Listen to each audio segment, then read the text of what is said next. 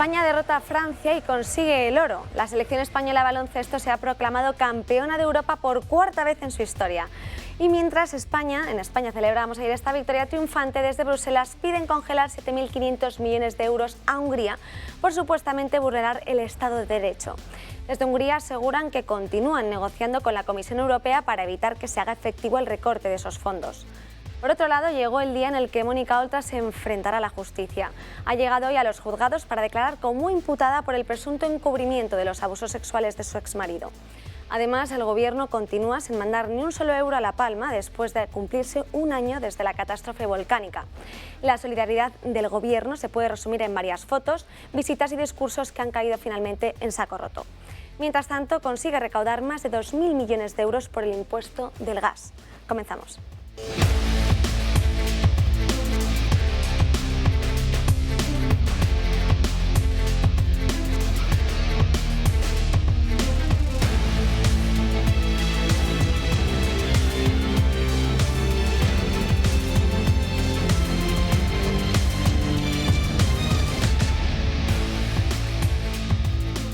El 19 de septiembre, lunes, comienza esta semana después de un fin de semana movidito que veremos muchos de los temas que hemos introducido, pero también esa manifestación en Cataluña por el bilingüismo y sobre todo porque se hable en español y no solo en catalán en los colegios. Pero saludamos previamente a la mesa y Francas, Josep María Francas, muy buenos días. Pues muy buenos días, pues un fin de semana muy interesante y hoy las televisiones te puedes imaginar de lo que iban, aunque ha aparecido algún ministro, ha tenido tiempo de salir Marlaska, con lo cual me ha interesado bastante poco, pero es interesante. Estamos de funeral, en fin, total, mañana, tarde y noche.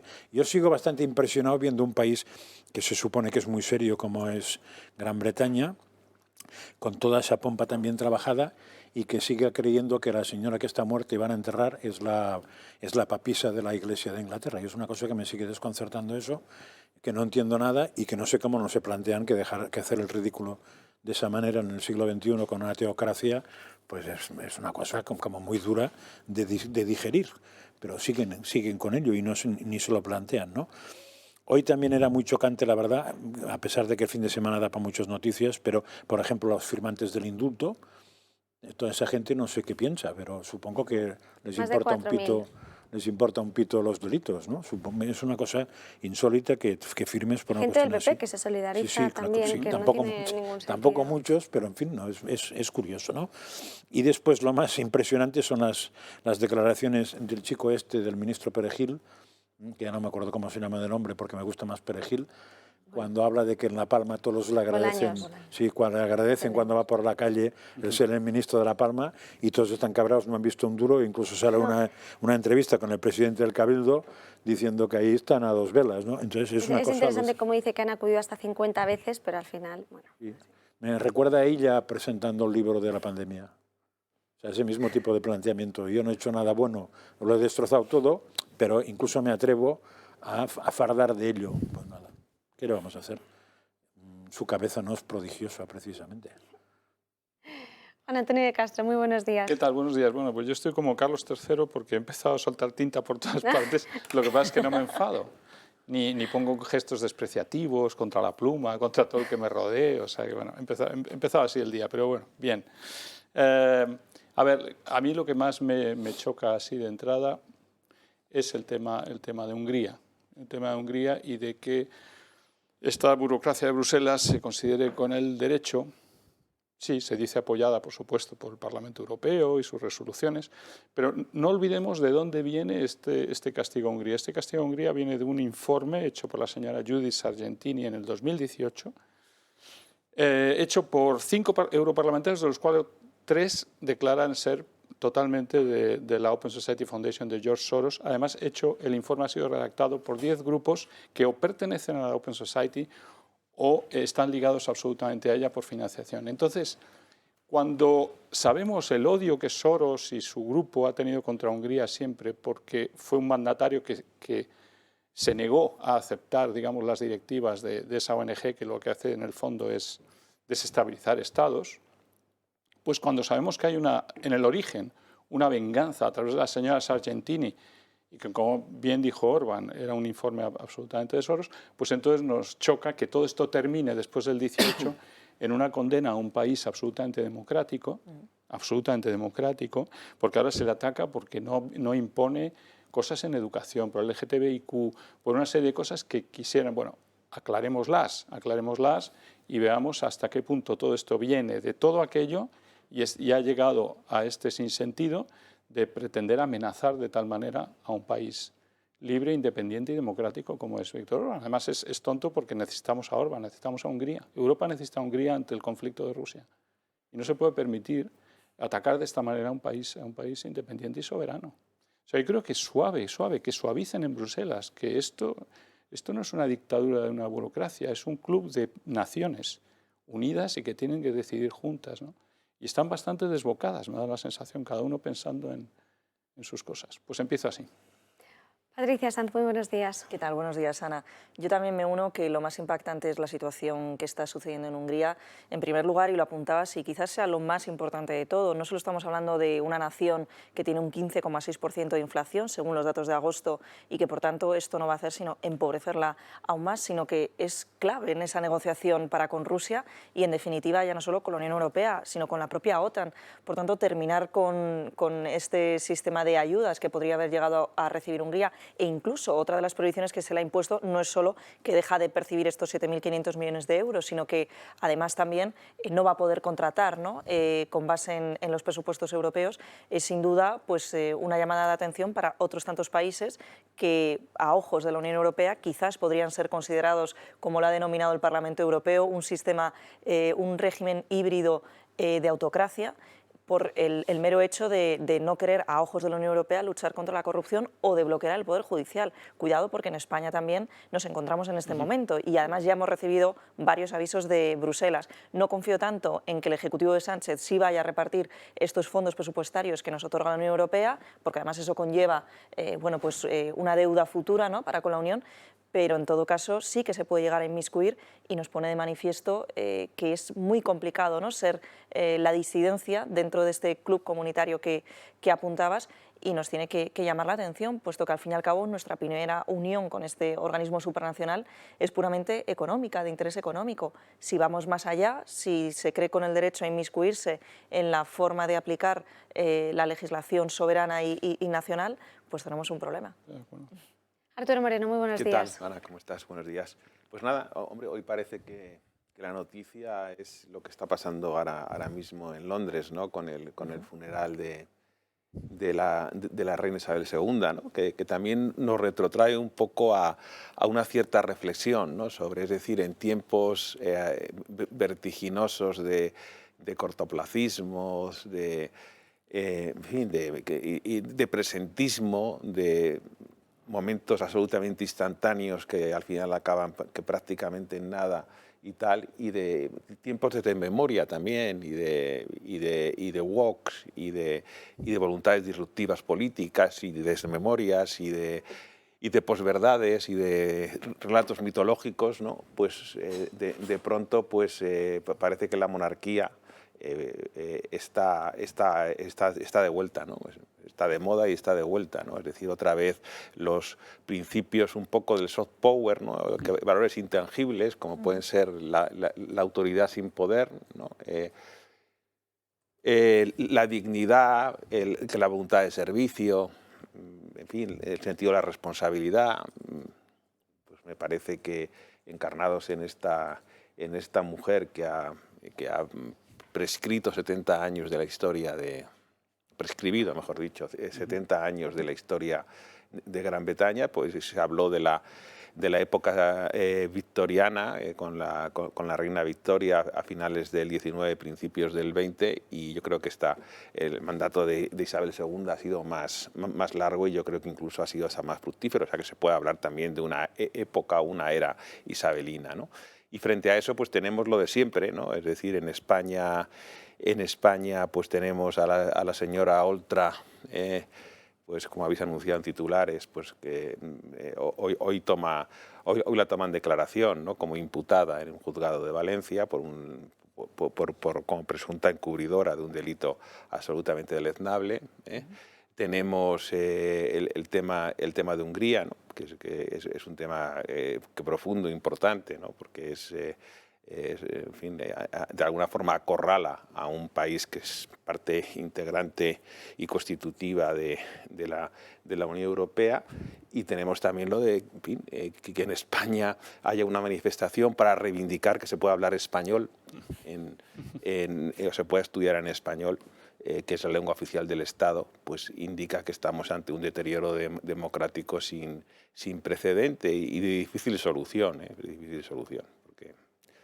Y ya veremos, en fin, esto como aperitivo. Sí, porque como vamos a tocar, yo creo que todos los temas que también has comentado, vamos a empezar primero recordándoles a los espectadores el Telegram de Julia Ariza para que puedan participar con esos mensajes en esta contertulia y de así de alguna forma muchas veces los podemos leer desde aquí para que también pues, nos ayuden a la hora de comentar las noticias y den su opinión. Y vamos con el tema del día. Mónica Oltra se apersonaba al juicio, que era la ex vicepresidenta del Gobierno valenciano y además era la ex consejera de Igualdad, tiene que testificar como imputada por haber permitido, por esa posible participación en el supuesto encubrimiento de abusos sexuales que conciernen a su exmarido.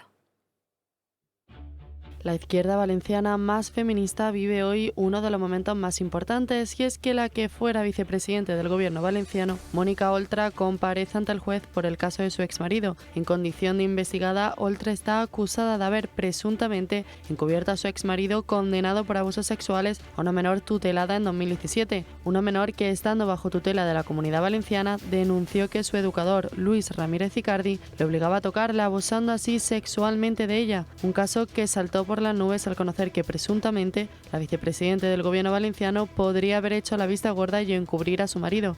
Y aunque al principio se negaba a dimitir, finalmente tuvo que dejar su cargo. He decidit presentar la meva dimissió del govern valencià i la meva dimissió de les Corts Valencianes.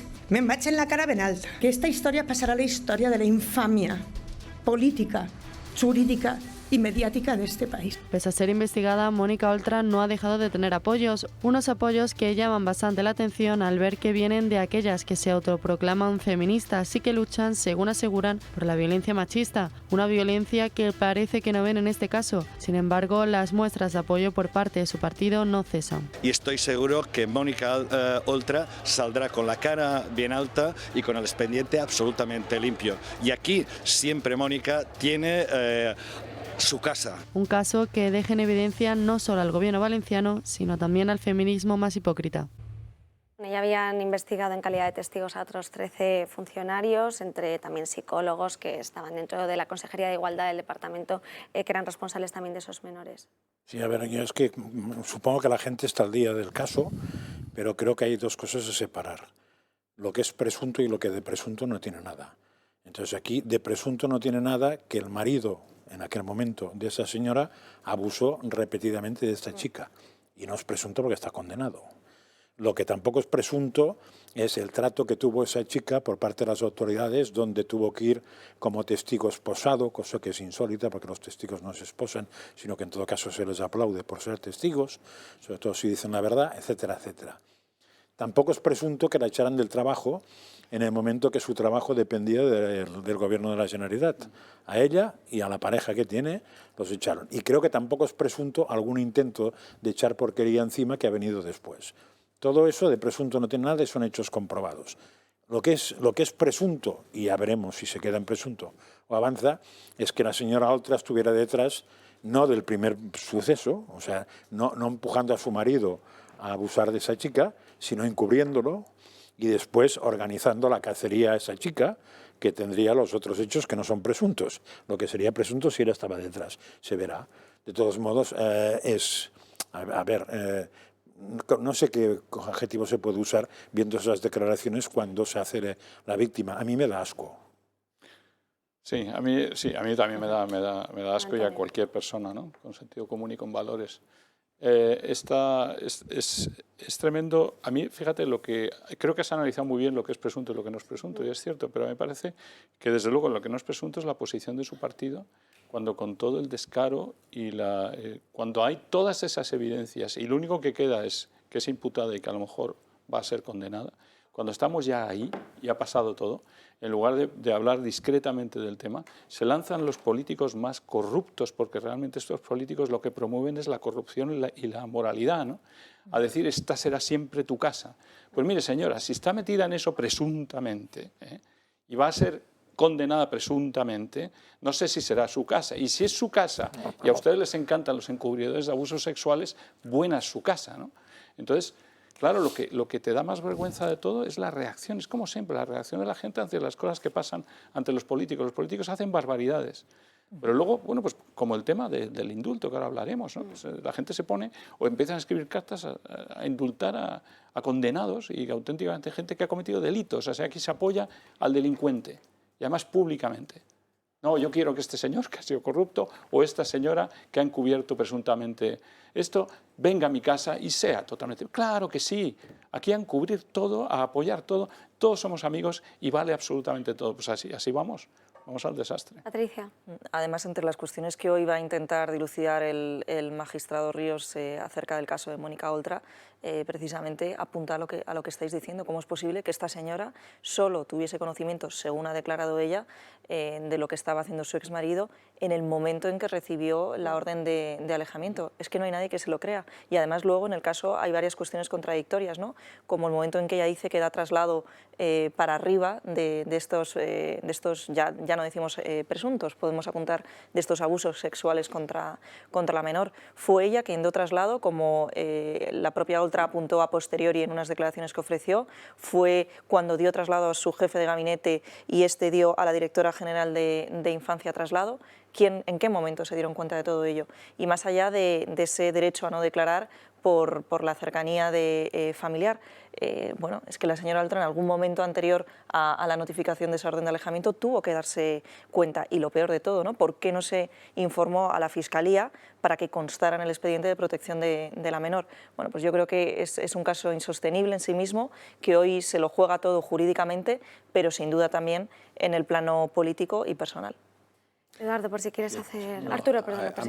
Han perdido completamente la izquierda el sentido de la realidad, de la responsabilidad y de la ética y el decoro, ¿no? Es decir, esta señora tenía que haber dimitido hace mucho tiempo. Estos hechos, si no me equivoco, son del 2017, ¿no? Y luego, bueno, se articulan las sucesivas denuncias. La responsabilidad sobre los hechos era de su consejería. Es decir, que entonces, indudablemente, si tú, dentro de tu consejería, se producen unos hechos delictivos tan graves como esto, pues hombre, es que no hay que ser muy listo para pensar que tienes una responsabilidad política innegable, ¿no? El deber de haber prestado a esta chica, que es una víctima, la tutela y la protección de vida, era un deber de su consejería y por supuesto que no lo hizo. Hizo lo contrario, que se encubrir a su exmarido, porque pensaba que lo más conveniente era tapar el asunto.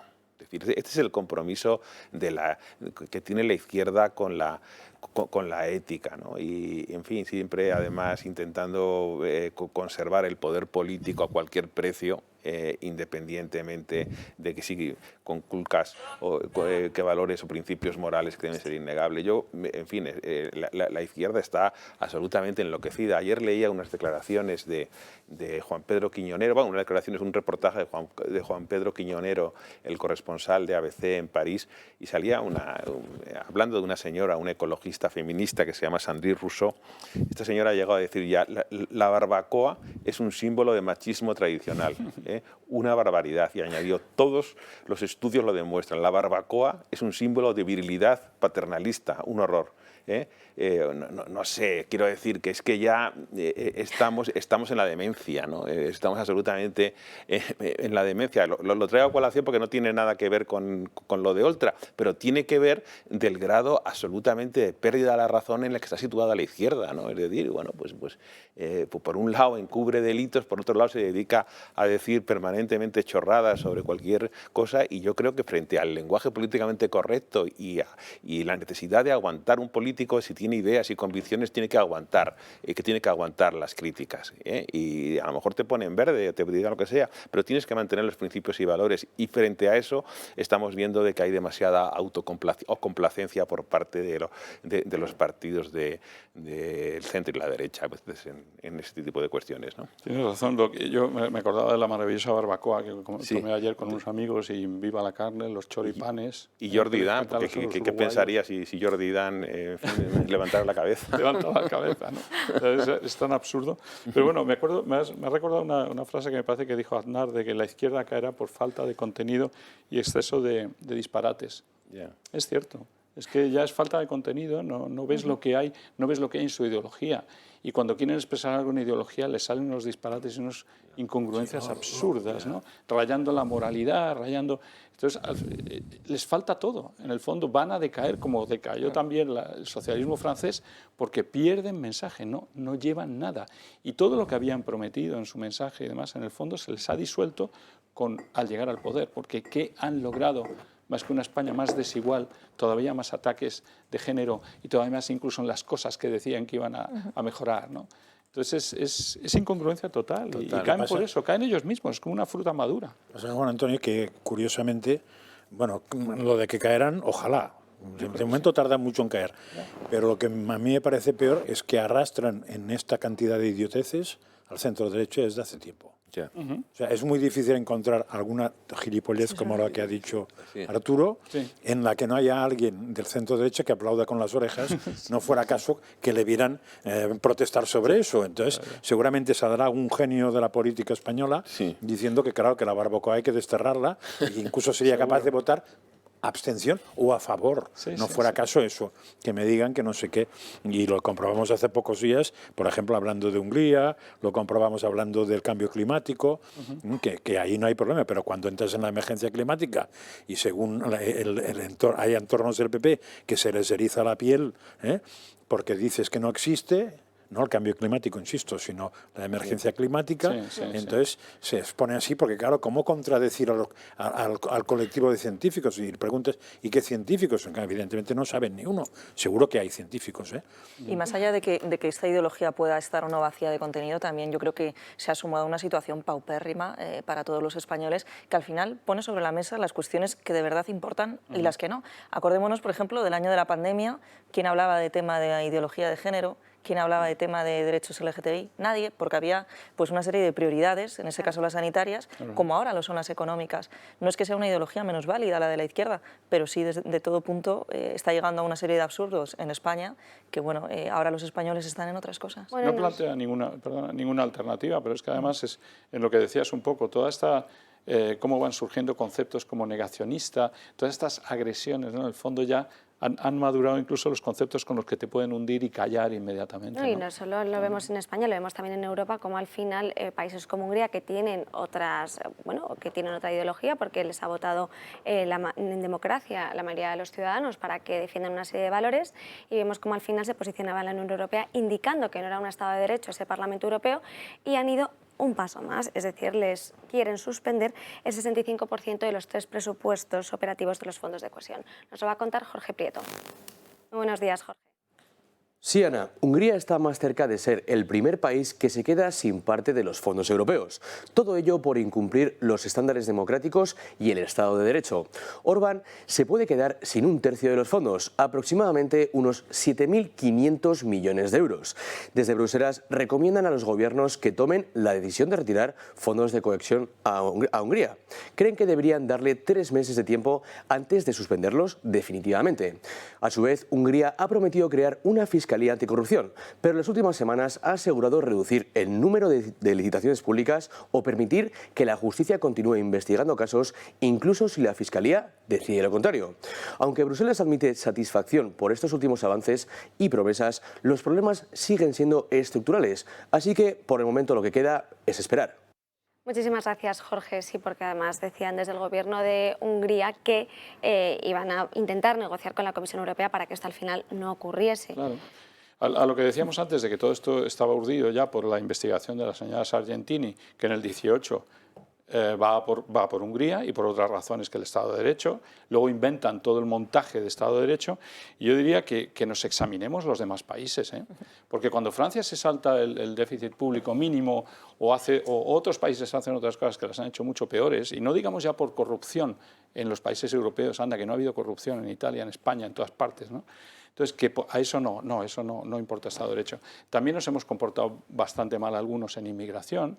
A estos se les va a acusar por inmigración cuando es un problema típico, especial de ellos, porque es por donde pasa toda la inmigración, y ahora se les va a acusar por ser demasiado duros, ¿no? Cuando lo que están en el fondo es protegiendo a la Unión Europea de lo que pase. Luego se les acusa de falta de libertad de expresión. Que vengan a este país, por favor, que vengan a este país con el Ministerio de la Verdad, y vamos a ver si no hay que acusar a este país de no ser un Estado de Derecho porque quiere implantar con el señor Bolaños un auténtico Ministerio de la Verdad en el que no va a haber quien diga nada, además va a haber ONGs, incluidos los globalistas, que van a estar diciéndote si puedes seguir hablando hoy en Dando Caña o no.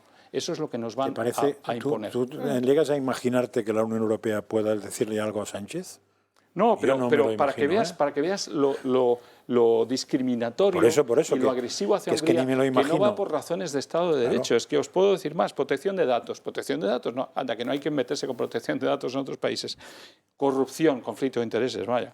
Independencia del Poder Judicial, bravo, ahí hemos tocado con el punto A. Ya viene el comisario a llamarnos la atención dentro de unas semanas. Sin embargo, a España no se la acusa de estar faltando. En el Telegram de julio había un artículo muy largo sobre esa cuestión de pero ¿sabes por qué muy clarificador? No se le acusa a España Estado de Derecho porque ya vino Soros a ver al señor Sánchez el día que lo nombraron para asegurarse que no va a haber nada en la Unión Europea que pueda afectar a España. ¿Y por qué digo eso? Porque todos los lobbies que están en la Unión Europea tienen tal influencia sobre la burocracia de Bruselas que si estás limpio y sabes que no te van a atacar, tu país no va a ser agredido. Entonces también estamos jugando con una forma de funcionar absolutamente totalitaria, dirigida por lo privado, dirigida por lobbies que se ponen de acuerdo con políticos antes de empezar sus mandatos, y que está bastante fuera de lo que es el juego democrático. Entonces yo solamente para decir que no me vengan con que Hungría es una excepción. Lo somos todos, lo somos muchos. Pero fíjate quién qué grupos han aprobado el informe del Parlamento Europeo que va a servir de base para intentar cortar esos fondos a Hungría. ¿Qué grupos políticos han aprobado eso? Del Parlamento Europeo, creo que... Pues el Grupo Socialista y el Grupo Popular. ¿Y el Grupo Popular? Pues por eso digo que el complejo que tienen algunos, que no se dan cuenta que después les va a tocar a ellos. Por supuesto. O sea, que mientras no había otra cosa, eran el objetivo de los palos. Ahora que hay otra cosa, el objetivo son otros, sumándoles a ellos. Claro. Cuando se acaben los otros, que puede ser que se acaben, entonces el objetivo volverán a ser ellos. Pero mientras esos grupos estén alineados completamente con esa corrección política y esa forma globalista de controlar Bruselas, no hay nada que hacer. Y mientras el Partido Popular Europeo, el Partido Socialista, hagan lo mismo, no hay nada que hacer. Si es que el problema está en que lo que tienen que cambiar son los partidos. Que se puede romper la Unión Europea tarde claro que sí. Yo creo que sí. Porque yo creo que en Italia se puede desequilibrar la cosa, ¿eh? Sí. Hay otro tema que está también, yo creo que latente en la relación entre la Unión Europea y Hungría, que es el tema de Rusia, ¿no? O sea, yo creo que están utilizando este tema de la sanción, de la posible retirada de los fondos, estos de reconstrucción y tal. Porque la posición de Hungría es un poco dentro de Europa respecto a Rusia, pues es bastante especial.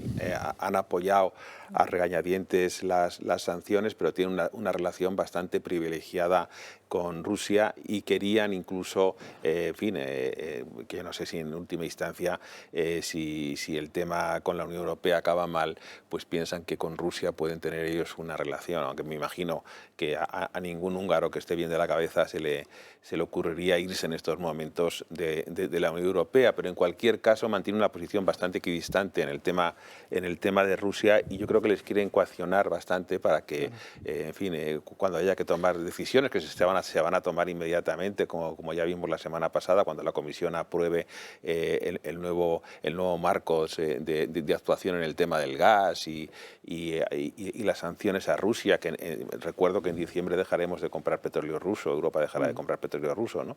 Bueno, pues yo creo que es un arma también de coacción, de presión a los húngaros. Pero ahí también pasa lo mismo que antes, porque si te acuerdas, yo al menos a mí me chocó mucho cuando hace unos meses hubo una reunión en la Unión Europea donde se enfrentaron justo a Hungría cuando se decía de no comprar gasolina, diésel o gasolina a Rusia. Y claro, resulta que Hungría era la más dependiente, con lo cual esto costó, y de hecho no se llegó a esa conclusión. Pero claro, el que hacía fuerza era Alemania, que compraba el gas ruso en la mayoría y que no discutía que no se podía dejar de comprar. Claro. O sea, jamás se puso en discusión el gas ruso, sino que se ponía el diésel ruso que afectaba a otros. Porque no olvidemos que Alemania no ha dejado de comprar gas ruso. Son los rusos que han dejado de vender gas a Alemania. Yo estoy de acuerdo, o sea, que tu análisis es cierto, es por eso por lo que la Unión Europea está haciéndolo. Pero por mucho que eso sea cierto, lo que no me parece lógico es que actúe así la Unión Europea, actúe así Bruselas. Además, Juan Antonio, ahora es por corrupción, es decir, no es tanto por el tema del Estado de Derecho, ¿no? de Derecho, sino porque que han detectado algún tipo de que no han cumplido la ley cuando recibes subvenciones tienes que documentar que eso tiene un procedimiento tal. Si nos vigilan a cualquiera de los demás países a donde vamos a ir. No, yo iba sobre todo sobre el tema de Rusia. Es que no tiene derecho cada país de la Unión Europea a tener su propia posición respecto a lo que hay que hacer en este momento frente a Rusia.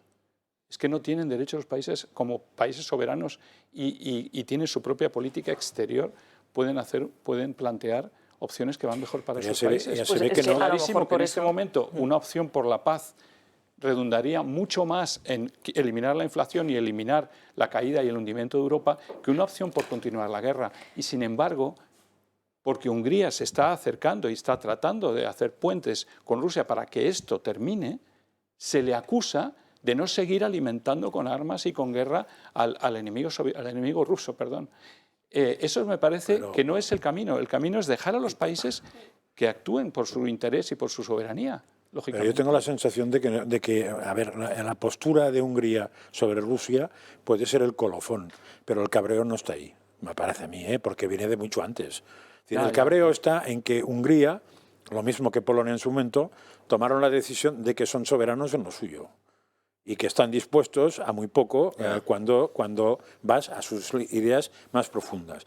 Cosa que no me extraña porque no hay que olvidar que Hungría y Polonia y alguno más se quitaron la bota comunista de encima. Con lo cual se quitaron una bota totalitaria y el hombre, después de pasarlo mal, pasar las canutas durante tantos años, lo que no creo que estén dispuestos es ir de Málaga a Malagón, además poner buena cara y vaselina, ¿no? Sino que simplemente tienen la piel mucho más fina, en lo que el resto de la Unión Europea tiene la piel mucho más gruesa. Pues deberíamos entenderles en lugar de atacarles. Claro, pero el gobierno ha ido más allá cuando va a ir, visita hoy a Estados Unidos por esa cumbre de la OTAN, cuando ha indicado que es que una de las razones de esa crisis alimentaria, que no se está produciendo por las sanciones que han impuesto a Rusia y la Unión Europea, sino que lo que va a ir es hablar sobre una cumbre de seguridad alimentaria, porque todos los países, esto es algo a nivel global, a nivel mundial, y todos los países tienen que hacer ese consenso sobre un problema que nos concierne, pero desde otra perspectiva. O sea, que no tenemos ese problema ahora en España por esa imposición de sanciones. O sea, que ya está echando valores fuera, como vemos. Pero claro, la casuística, sí. No, el tema nacional, por ejemplo, es decir, los países tienen que tener, que dentro del proyecto europeo, también una autonomía política. Por ejemplo, la situación de España en relación a la justicia, pues el día 30 viene el comisario de justicia, Didier Reynders, ¿no? Aquí a presionar para que se llegue a un acuerdo con el Consejo General del Poder Judicial, entre los partidos, se va a entrevistar con Lesmes, etcétera.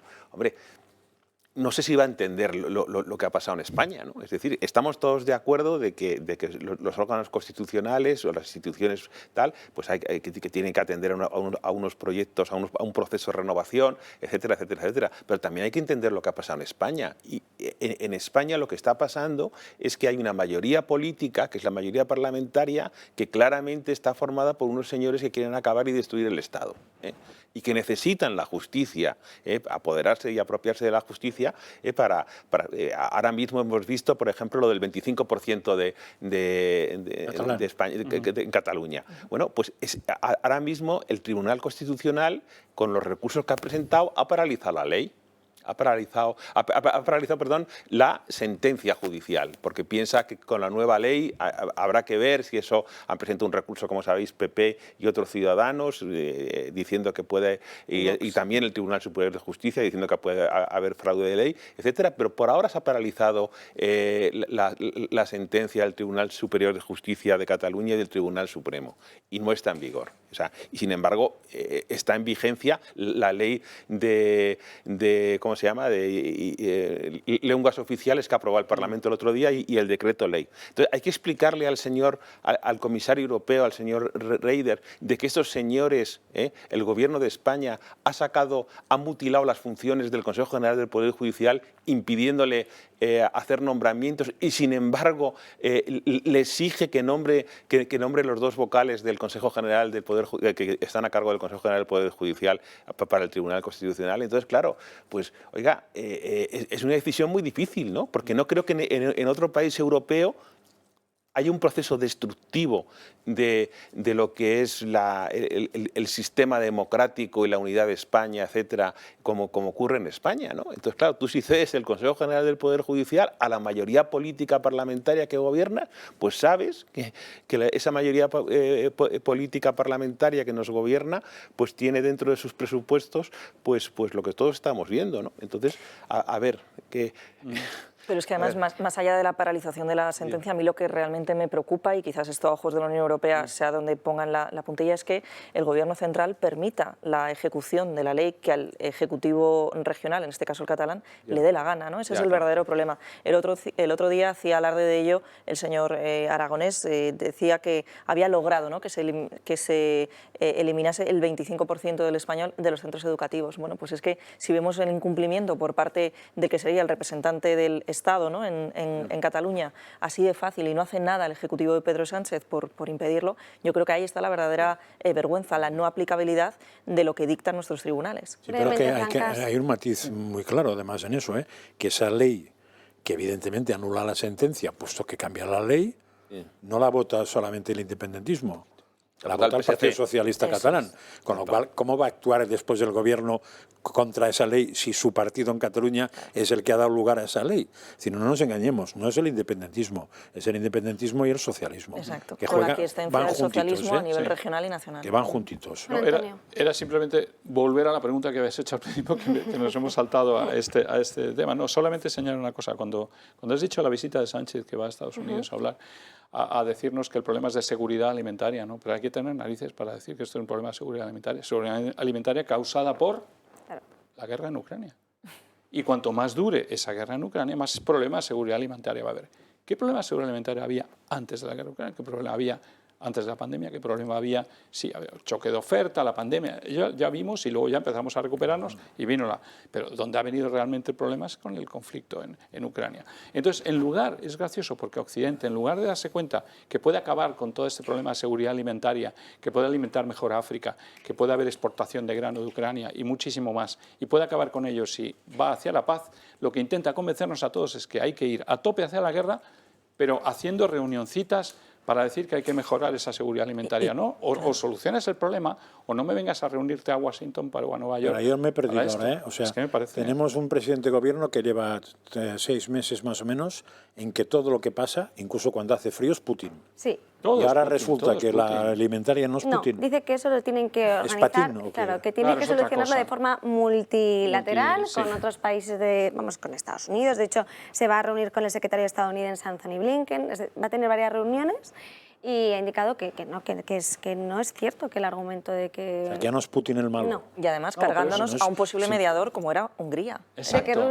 O sea, que aquí quizás pues se nos está escapando cierta información sobre cuál es la verdadera intención. No es que Putin no sea malo, sino que no está provocado por las sanciones que desde Europa le hemos impuesto a Putin. Vale. Claro. Es que vamos matizando porque si no, yo creo que la gente que nos escucha le pasará como a mí, que no entiende nada. Pero fijaros lo que dice, que si el malo ahora es bueno, ya tenemos un lío. Claro. Está provocando las sanciones han provocado una subida del precio de la energía bestial que ha roto completamente... Sí, pero también es verdad que antes ya había... O sea, llueve sobre mojado. Sí, pero estaba mojado, Pero estaba mojado, o sea, lo que pasa es que ahora llueve mucho más. Claro, pero estaba mojado, Intentas solucionar, vete a los problemas, que es que no los quieren ver. Porque, por ejemplo, me parece que aquí casi todos aceptaríamos de que el gobierno español tiene capacidad para hacer una serie de actuaciones donde la inflación, que es uno de los problemas que afecta al tema alimentario, bajará suficiente como para no tenernos así ahogados. No lo hace. Entonces no lo hace, con lo cual eso ya no es ni Putin, ni antes, ni después. Se llama Sánchez, que es mucho peor que la suma de Putin, el COVID, la madre super, todo junto.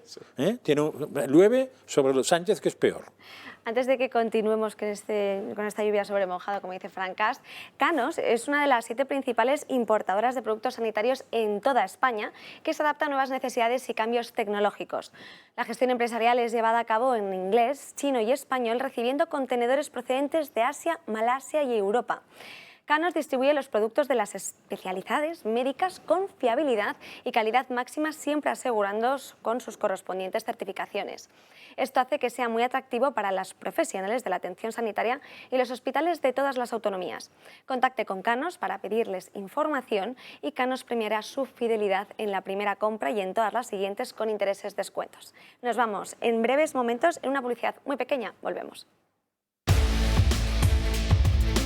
1:20 y tenemos que hablar del volcán de La Palma porque todavía no han recibido ni una sola ayuda y hemos querido hacer una recopilación sobre cómo lo están viviendo, sobre todo desde allí, desde las exigencias que han pedido al gobierno y por qué no se les está haciendo caso. María Valle. Sí, Ana, hace un año que la lava del volcán de Cumbre Vieja comenzó a arrasar la isla de La Palma. Un año desde que las vidas de los palmeros cambiaron viendo cómo sus casas se enterraban en lava y cenizas. Y un año desde que el gobierno de Sánchez prometió unas ayudas que a día de hoy no están llegando. Así lo ha denunciado también el presidente de La Palma, que asegura que todavía quedan 500 familias sin casa por la falta de estas ayudas. Sin embargo, el gobierno continúa defendiendo su postura. Bueno, pues los focos se han apagado y el Gobierno de España no se olvida de La Palma y no se va a olvidar hasta que el último palmero y la última palmera no reconstruya su proyecto de vida como lo tenía antes del volcán. Yo, de verdad, cada día estoy más contento de venir a La Palma, de que la gente por la calle nos diga que somos el Gobierno de La Palma, de que estamos trabajando como lo hemos hecho, de la mano con todas las instituciones. Sin embargo, Ana, estamos ante una promesa más de Sánchez que ha caído en saco roto. Muchísimas gracias, Marien. Efectivamente, ha caído en saco roto y no solo eso, sino que ahora mismo está Félix Bolaños hablando también sobre este asunto, está en una rueda de prensa. Vamos a escuchar a ver las palabras que está diciendo. Comprendemos perfectamente a la gente que se vio afectada y que se llevó la lava por delante su casa o su negocio, comprendemos perfectamente a esas personas. Comprendemos que todo tiempo se les hace largo y que toda ayuda les parece poca, porque han perdido recuerdos, han perdido casas, han perdido negocios, han perdido proyectos de vida en los que estaban absolutamente comprometidos. Por eso, si bien estamos agilizando al máximo las ayudas, estamos en este primer año con la capacidad de decir ya que en las próximas semanas todas las personas que perdieron su primera vivienda tendrán una vivienda a su disposición. Podemos decir ya que hay 3 carreteras, una construida y otras 2 en construcción. Podemos decir ya que hay 21.500 personas que han recibido ayudas de las distintas administraciones. Y también decimos que comprendemos a los afectados, que vamos a seguir acompañándoles y que vamos a seguir hablando y dialogando con ellos para mejorar en la medida de lo posible todo lo que podamos hacer desde las administraciones. Por eso, todas las incertidumbres que tuvimos durante 85 días, todas las que hoy tenemos, porque algunas todavía tenemos, es obvio que no podemos tener una respuesta concreta a problemas que todavía no podemos dar solución. Sin embargo, sí tenemos alguna certeza, que es esa colaboración de las 3 administraciones para seguir apoyando a todos los palmeros y a todas las palmeras que sufrieron el volcán. Por eso bueno, hoy ninguna respuesta concreta después de un año. Parece que son palabras que sobre todo deben llegar a los canarios de alguna forma no tan agradable, como se ve perfectamente la cara además del presidente del Cabildo de La Palma, que es Mariano Hernández Zapata, está justo a la derecha de Félix Bolaños. Pues, ¿cómo le están sentando en una entrevista este fin de semana no parece que dijera eso. No. Pero bueno, supongo que eso, como los palmeros, que por cierto, yo pensé que lo importante eran las plataneras, no las palmeras. Pero supongo que tiene una segunda intención, ¿no?, de palmeros y palmeras, o plataneros y plataneras. Publicaba ayer domingo mi antiguo compañero Miguel Ruiz de Arcaute en El Debate que tan solo se han abonado 565,54 millones de euros, de los que, digamos, de la factura total de los 982 millones de euros que serían necesarios para la reconstrucción de la isla. Bueno, es que estamos hablando de que esta pobre gente, casi 2 centenares aún viven en hoteles, estamos hablando de personas que además de haber perdido todo se enfrentan a comprar una vivienda con un encarecimiento del precio del 20%, dado que al haber desaparecido todo, pues la demanda hay más de 500 es mayor. Familias esperando esa solución Más de 500 familias esperando, también 93 niños que todavía pues no han podido regresar a sus clases escolares, en fin, que se sigue pugnando, ¿no?, por salir adelante La Palma de sus cenizas, y que si de algo debería servir el Estado central, un Estado intervencionista o incluso la propia pertenencia a un Estado autonómico, pues debería ser para esto, para las situaciones de fuerza mayor, para las circunstancias absolutamente imprevistas, y que bueno, que todas estas personas que ya viven de por sí en zonas que son más pobres y que por eso normalmente pues tienen otros beneficios fiscales, tienen otra serie de ayudas e incluso otra serie diferente de consideración a nivel de la Unión Europea, pues que hubiesen podido salir adelante. Lo cierto es que Pedro Sánchez y toda su corte ha hecho numerosas visitas a lo largo del último año, pero lo cierto es que no se ha pagado ni la mitad de lo que los palmeros necesitarían para salir adelante. Tú fíjate que es que la diferencia, estamos hablando de 565 a 900, estamos hablando de 400 millones. ¿No? Sí, es bastante, pero ¿os dais cuenta en lo que se gasta en el teléfono del racismo, que por lo visto no llama a nadie, antirracismo? 100.000 euros más de presupuesto. Claro, 100.000 más de presupuesto. O sea, empiezas a sumar idioteces varias y es tan fácil que haces así inmediatamente cualquier tontorrón de ministerio te coloca los 400 millones rápidamente. Hay 500 personas sin casa. Más o menos una casa prefabricada, ¿qué puede costar hoy? 10, 15.000 euros. Yo he calculado unos 50 millones de euros para dar las casas a los 500 que quedan. ¿Me quieres decir qué impide a un gobierno como el español poner 50 millones de euros en casas, aunque sean 70? ¿Qué es lo que le impide? O sea, lo que es que hacen barbaridades. Son 500 familias, ¿cuántos votos son? Claro, 500 familias, ¿cuántos votos son? Eso es. Sí, bueno, claro, pero es que es tan absurdo que, ¿De qué van hablamos? al propio caos, ellos mismos se cavan sus tumbas, es que no saben gobernar. Y sobre todo además con ese siempre lenguaje grandilocuente, en el que no descansaremos hasta que ningún palmero o palmera sin casa, pues páguela. Exactamente, sea usted eficaz. Cuando hablamos de lo de La Palma, podemos hablar también de los incendios, qué pasa con la gente que ha perdido sus casas y ha perdido el ganado y ha perdido su medio de vida con los incendios terroríficos que ha habido este verano en España, o ahora hace poco con las catástrofes naturales por el granizo en algunas zonas también de este país. Es decir, pues hay ineficacia y malas praxis y bueno, pues un sentido del poder pues que realmente no es nada eficiente, ¿no? Que lleva también, desde La Palma llevan pidiéndole al gobierno desde hace más de un año también ese procedimiento de contratación de servicios de urgencia, ese procedimiento que se hace en la pandemia para que desde la administración del gobierno lo hagan de forma inmediata, den esas ayudas a Canarias, pero tampoco lo han hecho. No solo están paralizados en ayudas, sino en eso también. Es que si hicieran eso tendrían que dar las ayudas y eso es un problema. Lo ideal no es dar nada, pero declarar que lo vas dando todo. Entonces, si cada semana dices que das algo, sales que es lo que hace ese señor. Ese señor sabe que tiene 500 familias que no le van a votar en su vida, pero da igual, pero el resto de españoles que si ven de esta moto, pues dirán, hombre, cuidado, qué bien lo hace el gobierno y como no protesta nadie, pues nada. Sí, pero se nos olvida el poder de la gente, que es que se nos olvida el poder de la gente. O sea, bueno, que se no les olvida a ellos. Con la gente ellos. Ya. Porque yo veo a esos dos que estaban detrás de él. Uno de ellos, habéis dicho que era el presidente de las Canarias y el presidente del Cabildo. ¿Un poquito más duro con el señor Sánchez? ¿No se puede ser un poquito más duro? ¿No se le puede decir que somos un montón de contribuyentes en La Palma y que a lo mejor nos ponemos todos de acuerdo en no hacer algo? ¿No se puede amenazar, en cierto modo, a un gobierno que no cumple sus promesas con una gente que está en la calle? ¿No se puede? Claro que se puede. Había gente en la calle. Y no le va a pasar nada por jugar políticamente un poco fuerte a este señor. Lo que me extraña es que incluso los dirigentes también no actúen de manera contundente contra el gobierno. Aquí la gente está muy calladita. En cuanto te pasa algo, tienes miedo, o perteneces al mismo partido, o lo que sea. Me da igual, no sé en este caso lo que es, no recuerdo bien a qué partido pertenece cada uno. El de la corbata supongo que no, porque lleva la corbata. Pero me da igual. Pero no hay dinero para esto, ni hay dinero para paliar otro tipo de catástrofes, y sin embargo sí hay dinero para subir los gastos de propaganda, el 124%, a 158 millones de euros. Sí, ha manejado mirado justo en publicidad institucional, tenía este año 158 millones, que ha subido con respecto a los 70 millones que tenía en un primer momento. Es decir, es el presupuesto que se ha incrementado en 124% de publicidad institucional que hacen los medios de comunicación. Sí. Al final, claro, esa es la Algunos realidad medios en de algunos medios de comunicación, Y además, no en todos.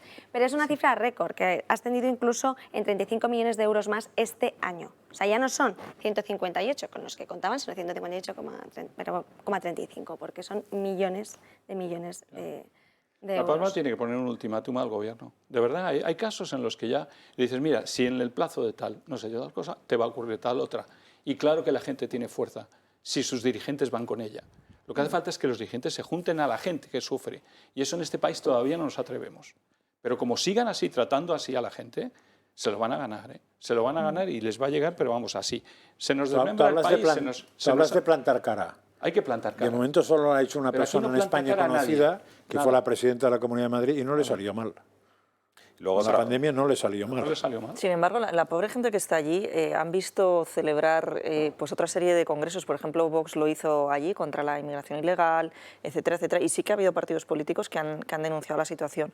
Pero a mí lo que más me pone los pelos de punta es lo que comentabas, ¿no, Juan Antonio, con el tema de los 50 millones de viviendas? Es decir, estamos en un país en el que la clase política se pone de acuerdo para que un señor que ha contribuido a robar 680 millones de euros no vaya a la cárcel y, sin embargo, 50 míseros millones de euros, que es lo que supone, ¿no? He dicho 50, ¿qué supone pero puede para un ser ejecutivo 70, entre central? 50 y 70, pero no va más allá. Como si son ¿Cuánto? 100, Sí. y para eso no se pueden poner de acuerdo porque no suponen ni 500 votos. Pues qué pena, de Patricia, ¿y verdad. cuánto está costando la serie que están haciendo sobre el presidente del gobierno? O sea, una película que él mismo se hace para mayor gloria de la Filmoteca Nacional, y que además el guión ni siquiera se respeta la libertad intelectual del tal, porque creo que ha habido algunas escenas que no les han gustado y el que las han equipo de la pedido Moncloa modificar. las quiere modificar Sí. para engrandecer la figura. Ha salido Vamos, esta ni que mañana. esto fuese Hoxha en Albania, es decir, que además con una serie que cuesta una fortuna, además con unas ramificaciones muy curiosas, es decir, Andrés Valera entre canales, socio de Aragón y de los Contreras en Globovisión, y ahora consejero a instancias del gobierno de Prisa, porque su empresa ha comprado, me imagino con los pingües beneficios que va a sacar por otros lados y tal, porque además también es accionista de La Sexta, ha comprado una parte importante de Prisa y forma el núcleo duro con el Armenio y con otros, lo tienen controlado. Hay que ver el país cómo está. Ustedes, si tienen tiempo y tienen ganas, léanse alguna editorial del País en estos momentos. La falta de objetividad absoluta, como están absolutamente entregados, pero vamos, al sanchismo y tal. Y se hacen una serie para de alguna forma, para mayor gloria, ¿no?, del presidente del gobierno, entre comillas y tal, mientras los pobres señores de La Palma pues no tienen que dónde caerse nunca mejor muerto. Recuerdo de pequeño la película Franco ese hombre, ¿no? Yo creo que se ha inspirado... Me ha recordado lo mismo. ¿Verdad? A que de repente te ha venido 50 años de paz, o 40 años de paz, o 30 años Eran de películas paz. que ponían en el cine, pasaban por delante, estaba Franco ese hombre.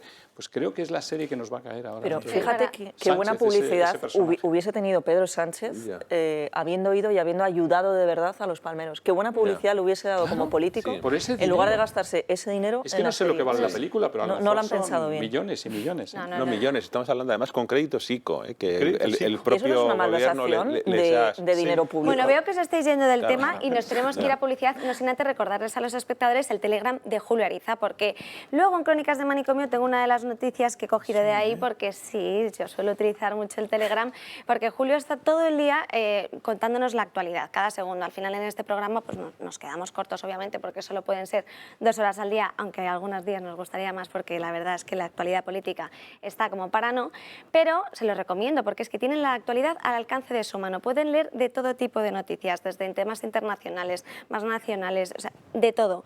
Y muy interesantes. Además, también hace algunas charlas piratas con la gente que se encuentra en el Telegram para que puedan hablar de lo que quieran. Y nos vamos con el acogimiento familiar, que es una alternativa real para los menores. Es garantía de estabilidad, manutención, educación, formación, prosperidad y, sobre todo, cariño. Es, en definitiva, un hogar. Personalidades como Pierce Brosnan, Marilyn Monroe y John Lennon llegaron al éxito de la mano de su familia de acogida. Acoge a un menor, dale un hogar, construye su futuro y toda la información que podéis abarcar está en el QR que aparece en pantalla. Es una campaña financiada por la Unión Europea Next Generation, Plan de Recuperación de la Comunidad de Madrid. Volvemos en unos minutos. 1 de la tarde y tenemos que traer un tema que no pudimos comentar la semana pasada porque no sé si se acuerdan de Alberto Casero, que es este diputado del PP, que ya se equivocó una vez al darle que sí a un voto que quería haberle dado que no con respecto a la reforma laboral, pero es que esta semana ha vuelto a pasar y nosotros hemos querido saber exactamente la trayectoria de este diputado para que puedan conocer mejor quién es esta personalidad.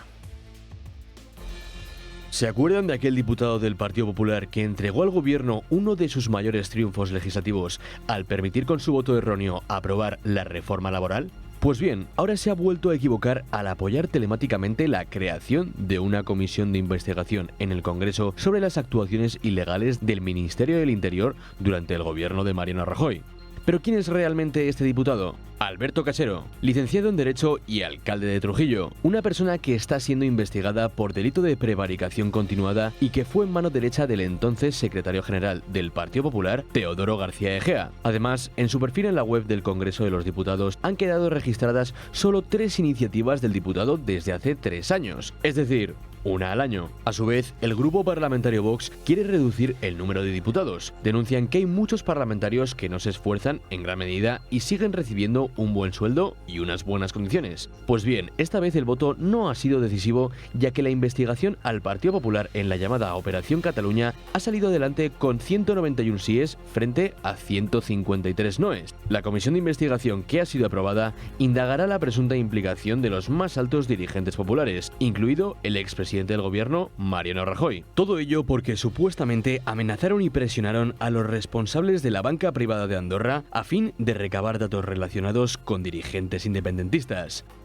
Bueno, siempre podrá ser recordado por sus hazañas en despistes y equivocaciones, pero la verdad es que para tomárnoslos un poco en serio, porque al final son temas que preocupan a todos los españoles que se proponen y se aprueban en el Consejo de Ministros. Si solo ha presentado 3 cosas, una por año, quiere decir que su trabajo profesional no está en presentar, sino en apretar un botón. Sí, y se equivoca, pues entonces tiene un problema de dislexia, como mínimo política. Claro, yo creo que habría que analizar si tiene un problema, a lo mejor para apretar el botón pues no le da o hay pero ya que muchas físico, veces que Vox propone pues, desde que se haga pues, esa reestructuración, ¿no?, del gasto, que se eliminen diputados o ministros, o que se haga un poco de gestión dentro del gobierno, pues damos ideas, ¿no? Desde aquí. Sí, pero a ver, seguro que ahí no se equivoca tanto el señor Casero al votar.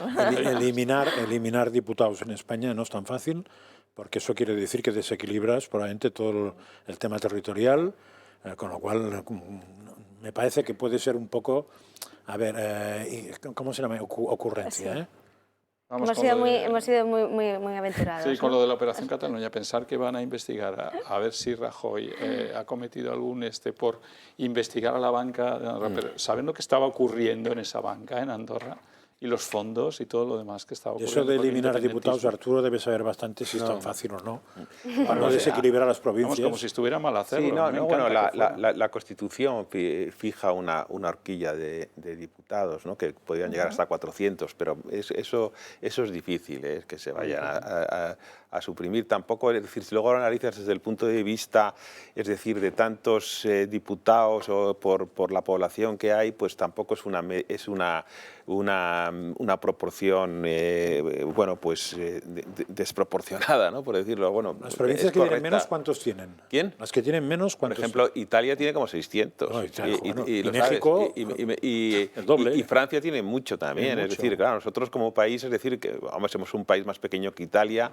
también más pequeño que Francia. A mí el número de diputados no me parece un tema, o sea, por ejemplo, me parece desproporcionado en la Comunidad de Madrid que haya 112 o 116 parlamentarios en el Parlamento de Cataluña 135. Y 135 de Cataluña, ¿no? Sí, el problema no es el número, el problema es la representatividad, ¿no? Un voto de un madrileño vale mucho menos que el de un vasco y bueno, pues esto quiere decir que en el momento en que hemos elegido la variante DONT como la salvadora de la democracia representativa, entre otras cuestiones. Es por el tema provincial. Claro, por el tema ya que estamos en el tema si provincial... pusieras una única y aplicaras DONT, no pasaría eso. O sea que... Hay que recordarles a los espectadores que este fin de semana se ha vivido en Cataluña una manifestación convocada por la Escuela de Todos a favor del bilingüismo en todas las escuelas y para que los alumnos pues, puedan estudiar en castellano, que es algo que lo que no van a poder hacer el año que viene. Y tenemos con nosotros al secretario general de Vox, a Javier Ortega Smith, porque dentro de las personas que estuvieron en esa manifestación estaba también el líder de Vox, Santiago Abascal, donde pedía la aplicación del 155. Pero queremos que nos lo explique exactamente por qué. Muy buenos días, Javier. ¿Qué tal? Muy buenos días y muchísimas gracias. A ti por estar aquí con nosotros y sobre todo para que nos puedas explicar exactamente en qué consistiría aplicar el 155 y si tiene sentido aplicarlo ya o si de alguna forma no podríamos revertir esta situación o si aplicándolo lo podríamos revertir. Explícanos un poco para que podamos entenderlo.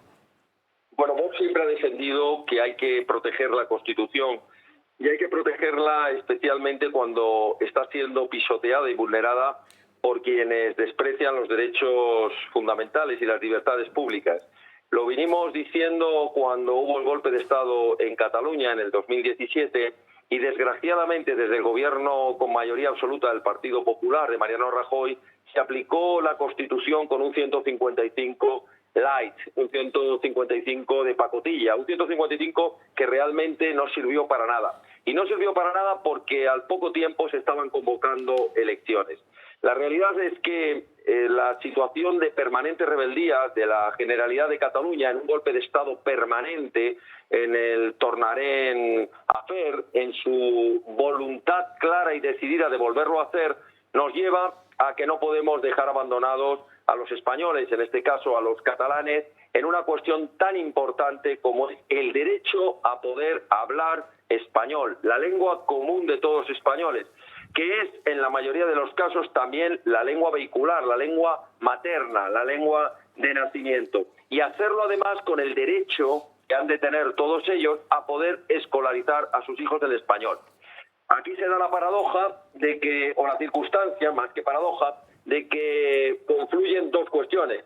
Esta a la que he mencionado, es decir, un interés claro por parte de la Generalidad de pisotear estos derechos, y otro que encima ni siquiera están dispuestos a cumplir ese mínimo, bastante raquítico, por cierto, pero al menos un mínimo del 25% que estableció la sentencia del Tribunal Supremo y que va en consonancia con la doctrina del Tribunal Constitucional y del propio Tribunal Superior de Justicia de Cataluña. Lo que nuestro presidente dijo en Barcelona y que se ha repetido en todas las mesas que se pusieron en todas las capitales de provincia es que ese 155 ha de tener un carácter permanente frente a lo que no es otra cosa que una mafia del separatismo en permanente rebeldía contra el Estado. Un 155 que nos garantice a todos los españoles ese derecho a poder hablar en español, a educar a nuestros hijos en español y a poder dirigirnos a las administraciones en español, sin perjuicio, por supuesto, de otras lenguas cooficiales como puede ser el catalán, el vasco o el gallego. Pues muchísimas gracias, Javier, porque la verdad es que nos lo has explicado bastante bien. Ahora entendemos exactamente esas palabras y sobre todo que al final Vox vemos que es el único partido que constantemente está luchando para que esto sea así, para que los niños y los españoles puedan estudiar español. Así que no sé si quiere puntualizar alguna cosa más, pero creo que por nuestra parte nos lo ha dejado todo bastante claro.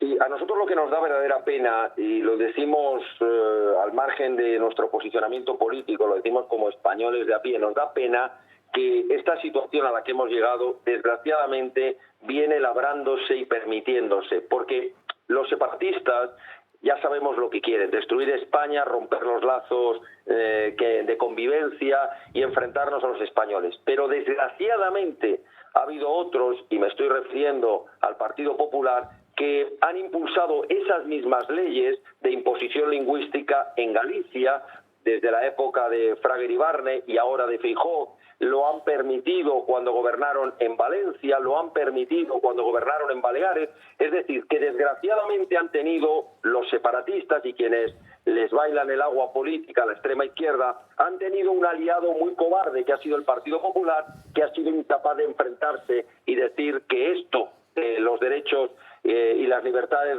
de los españoles, no era negociable. Pero en fin, tenemos la oportunidad de seguir luchando y demostrar a los españoles que un partido como Vox, cuando llegue al gobierno, va a tomarse totalmente en serio el respeto al derecho de protección de la libertad de uso y la obligación también de aprender el español, porque es la lengua común del Estado y la lengua común de todos los españoles. Juan Antonio de Castro también le quería hacer una pregunta sobre este asunto. Sí, buenos días, Javier Ortega Smith. Quería preguntarle, porque es verdad que este gobierno desde luego no va a aplicar jamás el 155 y habría que ver si llega un gobierno, por ejemplo, que de oposición, que sea el Partido Popular, si lo haría o no. No lo tengo tampoco claro. Aquí el problema, y yo creo que estamos todos de acuerdo, es del gobierno.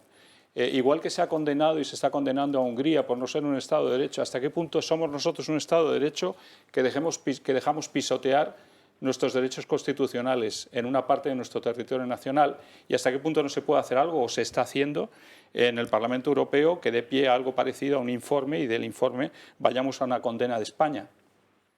Claro, pero ustedes fíjense, totalmente de acuerdo. El problema, yo me atrevo a decir que nos estamos acercando a un Estado de Derecho fallido, donde resulta que quienes dan un golpe de Estado contra la Constitución son condenados por el Tribunal Supremo y posteriormente, con informe desfavorable del propio órgano sentenciador, el Tribunal Supremo, y de la propia Fiscalía, indultan a quienes han atacado y han golpeado duramente a la Constitución.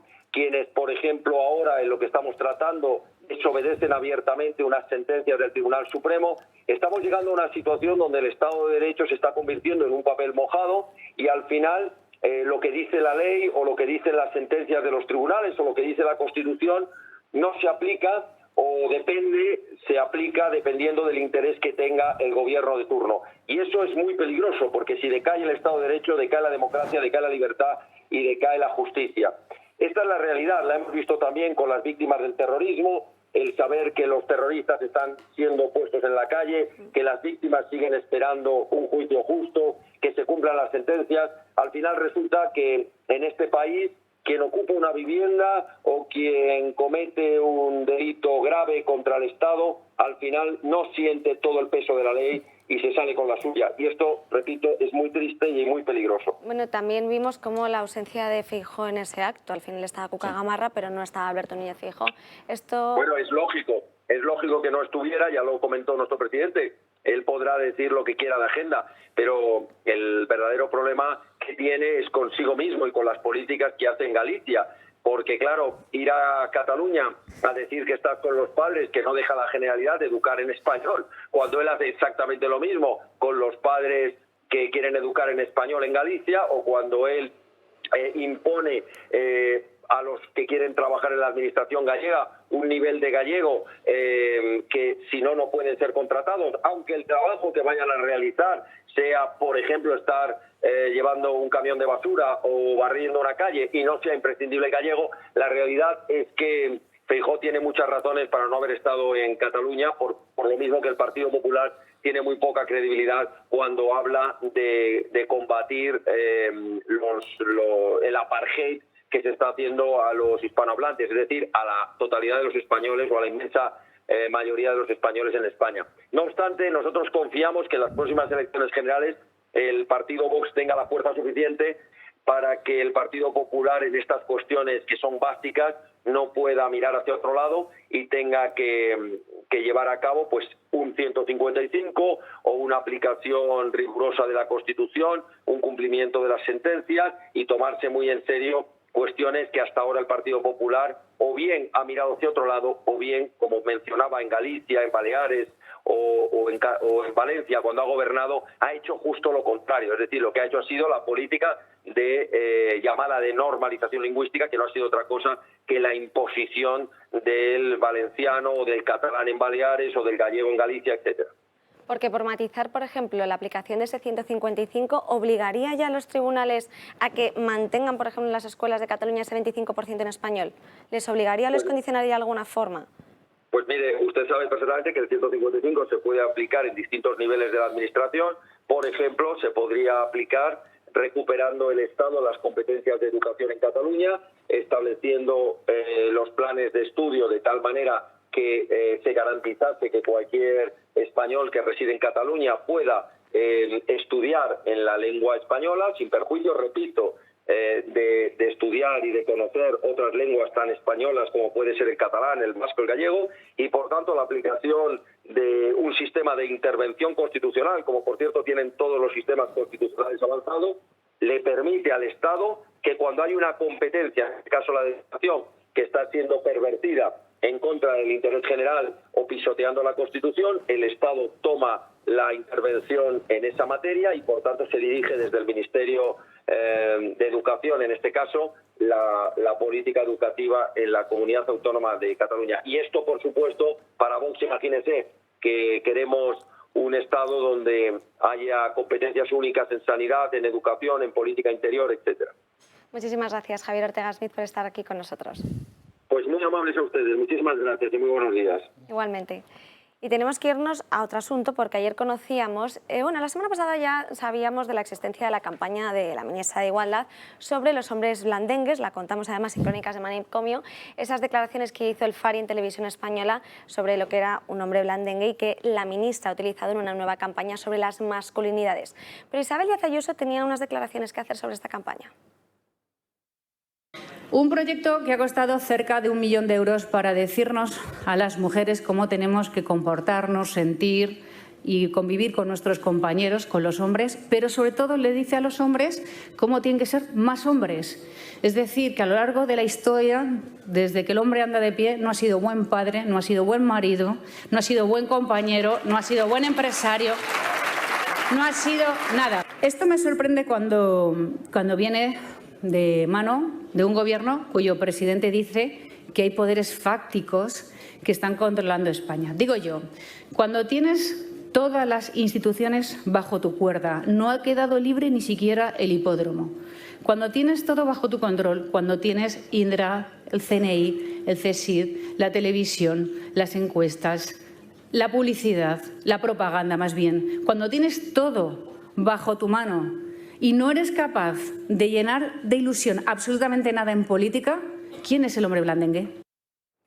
Ya luego hacía alusión a que el hombre blandengue pues era Pedro Sánchez, pero lo ha dejado ahí. De hecho, quería recordar y puntualizar que el Ministerio de Igualdad es el segundo que ha recibido más financiación con respecto a las campañas que habíamos mencionado, que habían incrementado esas campañas institucionales, el incremento del presupuesto. La segunda campaña más cara ha sido justo en el Ministerio de Igualdad.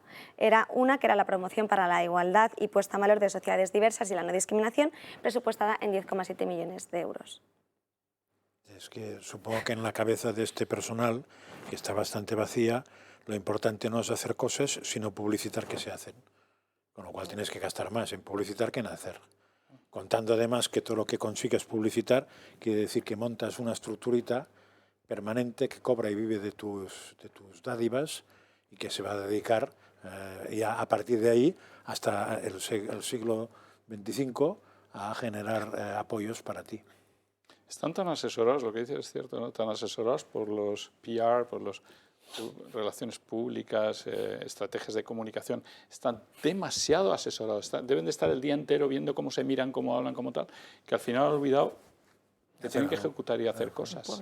Que no es simplemente parecer, como tú dices, que no es simplemente aparentar y dar propaganda, ¿no?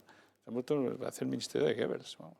Y toda esta inversión de dinero público, si de verdad durante los últimos años, desde que estos señores están en el Ejecutivo, hubiesen contribuido a que efectivamente mujeres en manos de hombres, ¿no? Porque según ellos ese es el único tipo de violencia que existe, pues disminuyese ese número de muertes, oye, pues sería estupendo hasta el último euro gastado. Pero es que las estadísticas continúan igual. Por tanto, todo este tipo de propaganda, todo este dinero, todos estos millones de euros que dicen a los niños qué es lo que tienen que estudiar en los colegios, que dicen a los hombres cómo se tienen que comportar con las mujeres, que además nos mienten porque las estadísticas no muestran todo tipo de violencia intrafamiliar, no muestran la violencia hacia los abuelos, no muestran las violencias también de la mujer sobre el hombre, en fin, que tan solo dan una parte sesgada de la información, no sirven para nada. Y al final eso es tirar el dinero y de verdad no combatir los problemas que en mayor o menor magnitud puede tener nuestra sociedad. Y no solo eso, sino que cuando se le quiere preguntar al presidente del Gobierno sobre el número de asesores que tienen o sobre las funciones que desempeñan, nos encontramos con que el Congreso no lo admite. Es lo que le pasó a Cambronero, que es un diputado de Ciudadanos. Exactamente hizo 3 preguntas. En primer lugar, recriminaba al Gobierno de Pedro Sánchez el constante incremento de designación de asesores. En segundo lugar, le quería que le detallase exactamente el número de altos cargos y asesores. Y aquí es donde el Consejo le rechaza esa solicitud porque entiende que tiene un tono que no es respetuoso. ¿Por qué? Porque él indicaba que con ironía, decía así, que claro, que la crisis actual, hacía la hincapié en la serie de televisión Juego de Tronos de Winter is Coming, que cómo se atrevía a hacer este tipo de gasto, y luego que utilizaba también a un poeta urbano que se llama Camachín para redactar el final de las preguntas, y era así. ¿Es consciente el inquilino, aquel que habita en la Moncloa, que ante tanto desatino la ranita ya no croa? Nada más que añadir, bueno, sí, lo de firmar como Pablo emérito. Bueno, era una broma que al final, con ese resquicio, dijeron que no la iban a admitir porque no era muy respetuosa. Eso Arturo sabrá cómo funciona el Parlamento. No, yo lo que creo que un país que a un dirigente político se le ocurre articular campañas en torno a un hombre blandengue o no sé cómo. Es decir, es que al final, pero están a favor del hombre blandengue o a favor del hombre duro. A mí me da igual, en cualquier caso. Creo que hay tantos problemas, tantas cosas que hacer y tal, que al final esta primacía de la ideología ridícula y demencial, ¿no? y vuelvo a lo que hablé al principio, la de la señora de la barbacoa, que puede ser ya casi un referente político porque también dice la señora Sabrine Rousseau, dice, exige la deconstrucción de los hombres. Y dice, mi compañero ya es un hombre deconstruido. Nada de machismos de otra época. Ahí está, un hombre deconstruido como debe ser. No sé. Bueno, mira, sabes que puede ser que al final como una referencia internacional de la cantidad de tonterías que se pueden decir. No sé, o sea, un país que a veces parece que hemos perdido totalmente el norte, y ya no es un tema de derechas e izquierdas, es un tema de estar fuera del uso de las facultades mentales mínimamente, estimables, ¿no? Es que ya no nos importa que Sánchez sea blandengue o deconstruido. A mí no me importa que sea blandengue o deconstruido, pero que piense. Y que piense en favor de España y que haga leyes en favor de nuestro país y que defienda el Estado de Derecho y que no imponga censura. Todo lo deconstruido que quiera. No pidas peras al olmo, que se vaya democráticamente, pero no mejor que se vaya y no que va a cambiar, otro. no pidas peras al olmo. Claro. Si cambiara sería falso, además, sería una táctica, con lo cual sería peor. Para antes de las elecciones, ¿no? Claro, estudiada, una táctica estudiada. La que no ha estudiado muy bien es, con respecto a la nueva medida que quiere proponer es Yolanda Díaz, con esa cesta de la compra, que limitaba determinados precios sobre determinados artículos, porque nosotros hemos querido desmontarla. Debido a la inflación, la ministra de Trabajo, Yolanda Díaz, propuso topar los precios de los alimentos y quiso establecer una cesta de la compra en cada supermercado. Una medida que finalmente no se va a llevar a cabo, pero el supermercado Carrefour sí que la ha implementado. Ha puesto una cesta de la compra para todos los ciudadanos de 30 productos por 30 euros, todos incluidos. Sin embargo, esta cesta ha generado bastante polémica, ya que, como pueden comprobar, no tiene ningún producto fresco. La única carne que podemos encontrar son estas albóndigas en lata, caseras, que se calientan en el microondas, pero nada de carne fresca, tampoco pescado, ni frutas, ni verduras. Sí que podemos encontrar, sin embargo, mermelada de melocotón para untar o chocolate blanco. Unos productos que no son básicos ni tampoco saludables. Lo que sí ha incluido Carrefour son productos de higiene que ni Yolanda Díaz ni el ministro Alberto Garzón querían incluir, como por ejemplo productos de higiene femenina o papel higiénico y pasta de dientes. La ausencia de productos frescos, lácteos, huevos, frutas y verduras en la cesta de la compra del Carrefour llama la atención al conocer los siguientes datos, y es que son justamente los productos que más han sufrido un incremento de sus precios. La leche ha subido en un 26,3% y los huevos en un total de 22,4%. La fruta y la carne rozan además el 20%. Un hecho que explica la falta de estos productos en esta cesta de la compra. Sin embargo, no es lo único que ha llamado la atención. una de las grandes polémicas que podemos encontrar al comprar esa cesta básica del supermercado Carrefour es que hay productos que están al mismo o a un menor precio en otros supermercados como pueden ser el Mercadona o el Alcampo. Por ejemplo, un paquete de macarrones o el vinagre blanco lo podemos encontrar al mismo precio en dichos supermercados. La sal igual, está al mismo precio y en la misma cantidad. Y por ejemplo, el detergente para ropa lo podemos encontrar en Mercadona por un precio inferior al que lo encontramos en el Carrefour y con un total de 50 lavados más que el del Carrefour, que son solamente 30. Una cesta de la compra que recuerda mucho a Venezuela, y es que estamos ante una auténtica cartilla de razonamiento. Y tenemos con nosotros ahora a Alfredo Panadero porque nos va a contar una película que lleváis entre manos y sobre todo un caso que ha sido muy polémico, que ha dado la vuelta al mundo y que empezó en Estados Unidos, Roe versus Wade, pero quiero que nos lo detalles tú porque es algo tremendo. Sí, bueno, me he tomado la licencia de, como en esta casa me queréis mucho, voy a aprovechar y voy a repartir estas pegatinas que tienen un mensaje, no sé dónde está la cámara aquí, pero que tienen un mensaje así muy interesante, ¿vale? Lo voy a pasar por aquí, ¿vale?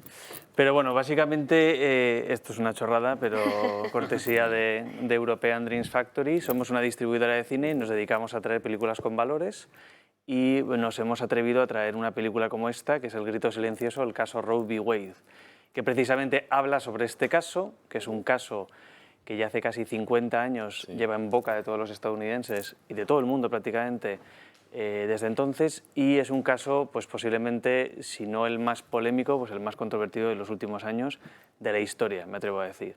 Porque a través de este caso se legalizó el aborto en Estados Unidos y sobre todo porque lo que se cuenta en la película es la verdadera historia. La verdad sale a la luz cuando uno de los artífices de toda esta maquinaria que fue el caso, que fue Bernard Nathanson, un médico que era más conocido como el rey del aborto, pues este hombre en concreto, digamos que vivió todo lo que fue la estrategia de manipulaciones, fraudes, chantajes a los jueces, mentiras sobre estadísticas que nunca existieron y muchísimas estrategias que hubo detrás de muchísimas instituciones como Planned Parenthood, entre otras, interesadas en sacar adelante esta ley.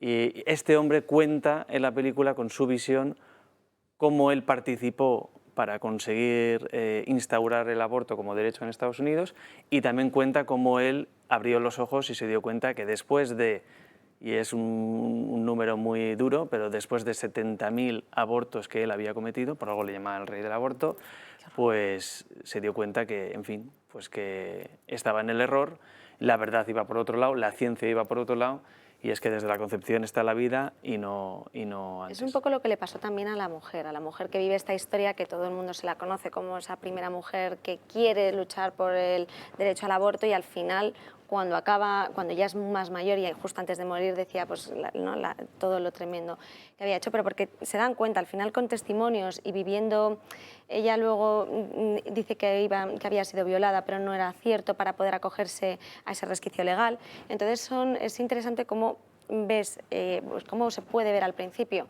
lo que es la historia, lo que tú quieres contar y cómo lo quieres defender, a luego lo que es la realidad, cómo lo viven las personas, cómo ven al final que matas a una vida y que eso tiene unas consecuencias. Entonces es muy bonito que hagáis proyectos así. Sí. Y también nos tienes que decir el día del estreno, que es el 23 de septiembre y que no se lo pueden, que no lo pueden dejar de ver todos los espectadores. Efectivamente, el 23 de septiembre estrenamos, ya puedo confirmar que son más de 50 cines en toda España.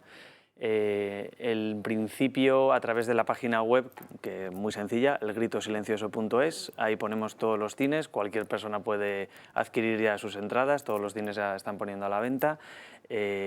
Yo solo diría pues, una cosa muy curiosa, que es, bueno, digo muy curiosa, pero es muy penosa, que es que, bueno, pues tengo una buena y una mala noticia, entre comillas, ya no son noticias, pero la buena noticia es que efectivamente el 24 de junio fue el día en que se revocó esta ley de Roe contra Wade y hizo que el aborto dejara de ser un derecho en Estados Unidos y por lo tanto dependiera de los estados, y cada estado, yo creo que ya son más de 20 los que han prohibido prácticamente el aborto en Estados Unidos, ¿no? Y esto sienta un precedente muy grande que puede ocurrir en España, eso es el número 1. Pero el número 2, y es la noticia mala, es que ya son más de 60 millones de abortos. Estamos hablando de España, Dinamarca y no sé si algún país más del norte de Europa juntos, ¿no? O sea, más de 60 millones en los 50 años de historia que lleva esta ley, pues te hace ver eso, ¿no? Que una ley que esté fundamentada en una mentira y en una conspiración haya sido, digamos, la punta de lanza de todas las leyes que ha habido después en todo Occidente,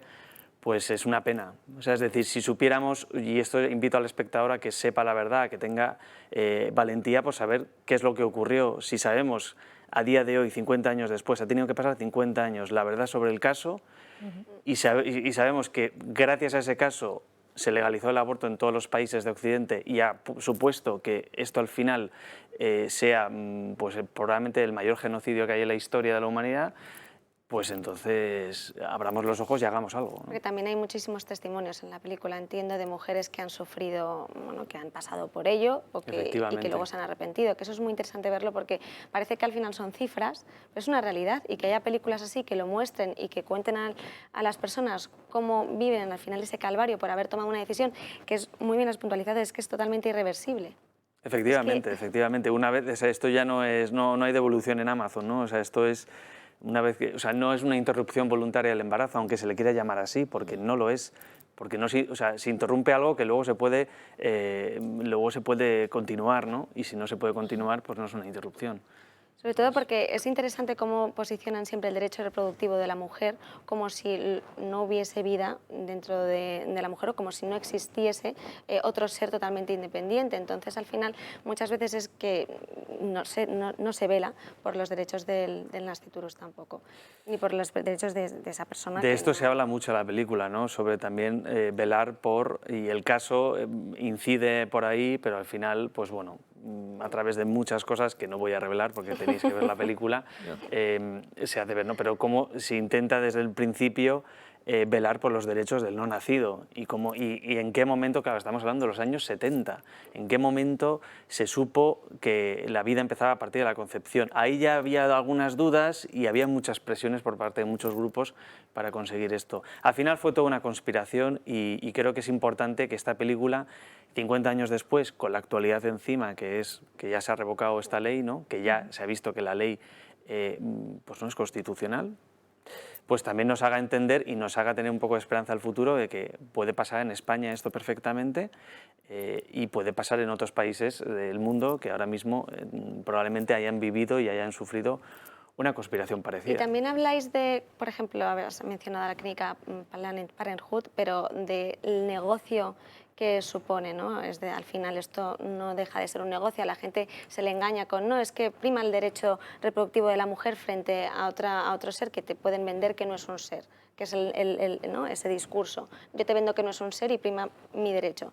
Al final, esto simplemente es un negocio en el que se lucran clínicas abortistas como Planned Parenthood y que tienen además un dominio muy grande y mucho peso no solo en Estados Unidos. Me parece que Planned Parenthood declaró el año pasado, lo que pasa es que no me atrevo a decirlo exactamente la cifra, pero me pareció ver el otro día que eran 1.100.000 de beneficio el año pasado, solo el año pasado, ¿no? O sea, creo que evidentemente, bueno, aquí en esta casa ha habido otras personas que lo han contado, ¿no? Pero que un aborto es muy barato para una clínica y que realmente aquí lo que se vio en este caso y se ve en la película es cómo pues, había una presión real porque era un negocio interesante, era muy interesante y también pues, bueno, pues que hicieron coincidir con el auge del movimiento feminista extremista en Estados Unidos. Entonces eso también propició un poco que, bueno, pues que tantos intereses juntos pues, velaran por conseguir llevar a cabo bajo cualquier, o sea, con cualquier estratagema, ¿no? Dicen, ¿no?, que los hijos del mundo son más astutos que los hijos de la luz, ¿no? Pues es que evidentemente buscaron hacer cualquier historia y con todas las astucias y arducias que pudieron para conseguir su objetivo, ¿no?, que era legalizar el aborto y convertirlo en un derecho, algo que, bueno, que como no se ve, porque ocurre dentro de un vientre, pues... Ese es el problema, que como no se ven ni se pueden ojos defender, que no ven, corazón que no siente, pero sobre todo porque no se pueden defender. Entonces, en el momento en el que tiene que hablar otra persona por ti, ya no es lo mismo. Entonces es una batalla que cuesta mucho lucharla porque no tienen voz. Si un bebé pudiera hablar, si un bebé dentro del seno materno, a lo mejor dentro de unos años descubrimos los médicos que con el latido y con la respiración se comunican de alguna forma con nosotros y más de uno se lleva... Pues sí, también se dice, ¿no? Yo también he escuchado como que, bueno, pues que el bebé empieza a reconocer también las voces de sus padres De hecho, hay mujeres que les ponen música y son, o sea, que reaccionan a los estímulos. Reaccionan a los estímulos, efectivamente. Pero es brutal que haya gente en la sociedad al final que lo que quiere es mostrar, pues ya que está cubierto, cómo es lo de dentro y sobre todo lo que lleva detrás, todo al final está, bueno, sí, tú lo has llamado genocidio, pero este negocio. Este negocio es un negocio y es Pues una 23 de septiembre, no se lo pueden perder. Vamos, yo no me lo voy a perder. Y espero que los contertulios tampoco. Si queréis hacerle alguna pregunta, Patricia. Sí, vamos, sí. Vamos, no, por favor. Sí, pues nada, dos cosas. Lo primero, que efectivamente a lo mejor no les podemos ver, pero en Hungría por lo menos ya se les puede oír. Sí. Y por otro lado, una pregunta, ¿no? Pues pura curiosidad, seguro que en el estreno no veremos a Javier Bardem, no veremos a Penélope Cruz, pero ¿os ha confirmado algún personaje pues, conocido la asistencia? Porque claro, al final es un gran compromiso con un filme como el vuestro. Sí, bueno, sí que, y yo le considero un personaje conocido, Miguel Ángel Quintana Paz, nos ha confirmado que vendrá. Viene muchas veces que también a esta viene casa muchas y a veces este aquí, pero y luego también... Lo que pasa es que estos ya están en duda y no puedo decir todavía. Entonces, pero digamos que que quizá de los que me has dicho, ninguno de ellos se ha pronunciado por venir, ¿no?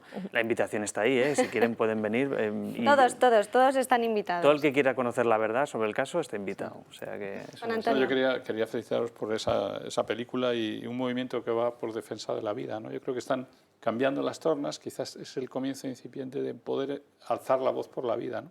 No, era más bien sobre qué opinas de este cinismo que tiene esta sociedad respecto a la ecología, por ejemplo, y a la defensa. ¿Os imagináis por un momento que un grupo de veterinarios públicos y privados se dedicasen por negocio o porque incluso públicos por parte del Estado a ir a buscar ballenas o delfines y a matar a sus crías? Imaginaos por un momento que eso está pagado por empresas porque es negocio y además por el Estado porque considera que ya hay demasiadas ballenas o demasiados delfines o demasiadas tortugas y lo que hay que hacer es matar a las crías. ¿Qué voz pondría la gente en este momento porque matásemos la cría de un solo animal marino o de tierra o mamífero, lo que sea? ¿Cómo pondrían la voz? Y sin embargo, el cinismo ante lo que está pasando exactamente, pero con el ser humano, y no se da cuenta la gente de lo que decíais, ojos que no ven, y no darnos cuenta de lo que estamos defendiendo. Defendemos a las crías de los animales y matamos a las nuestras. Y es así como hay que plantearlo, ¿no?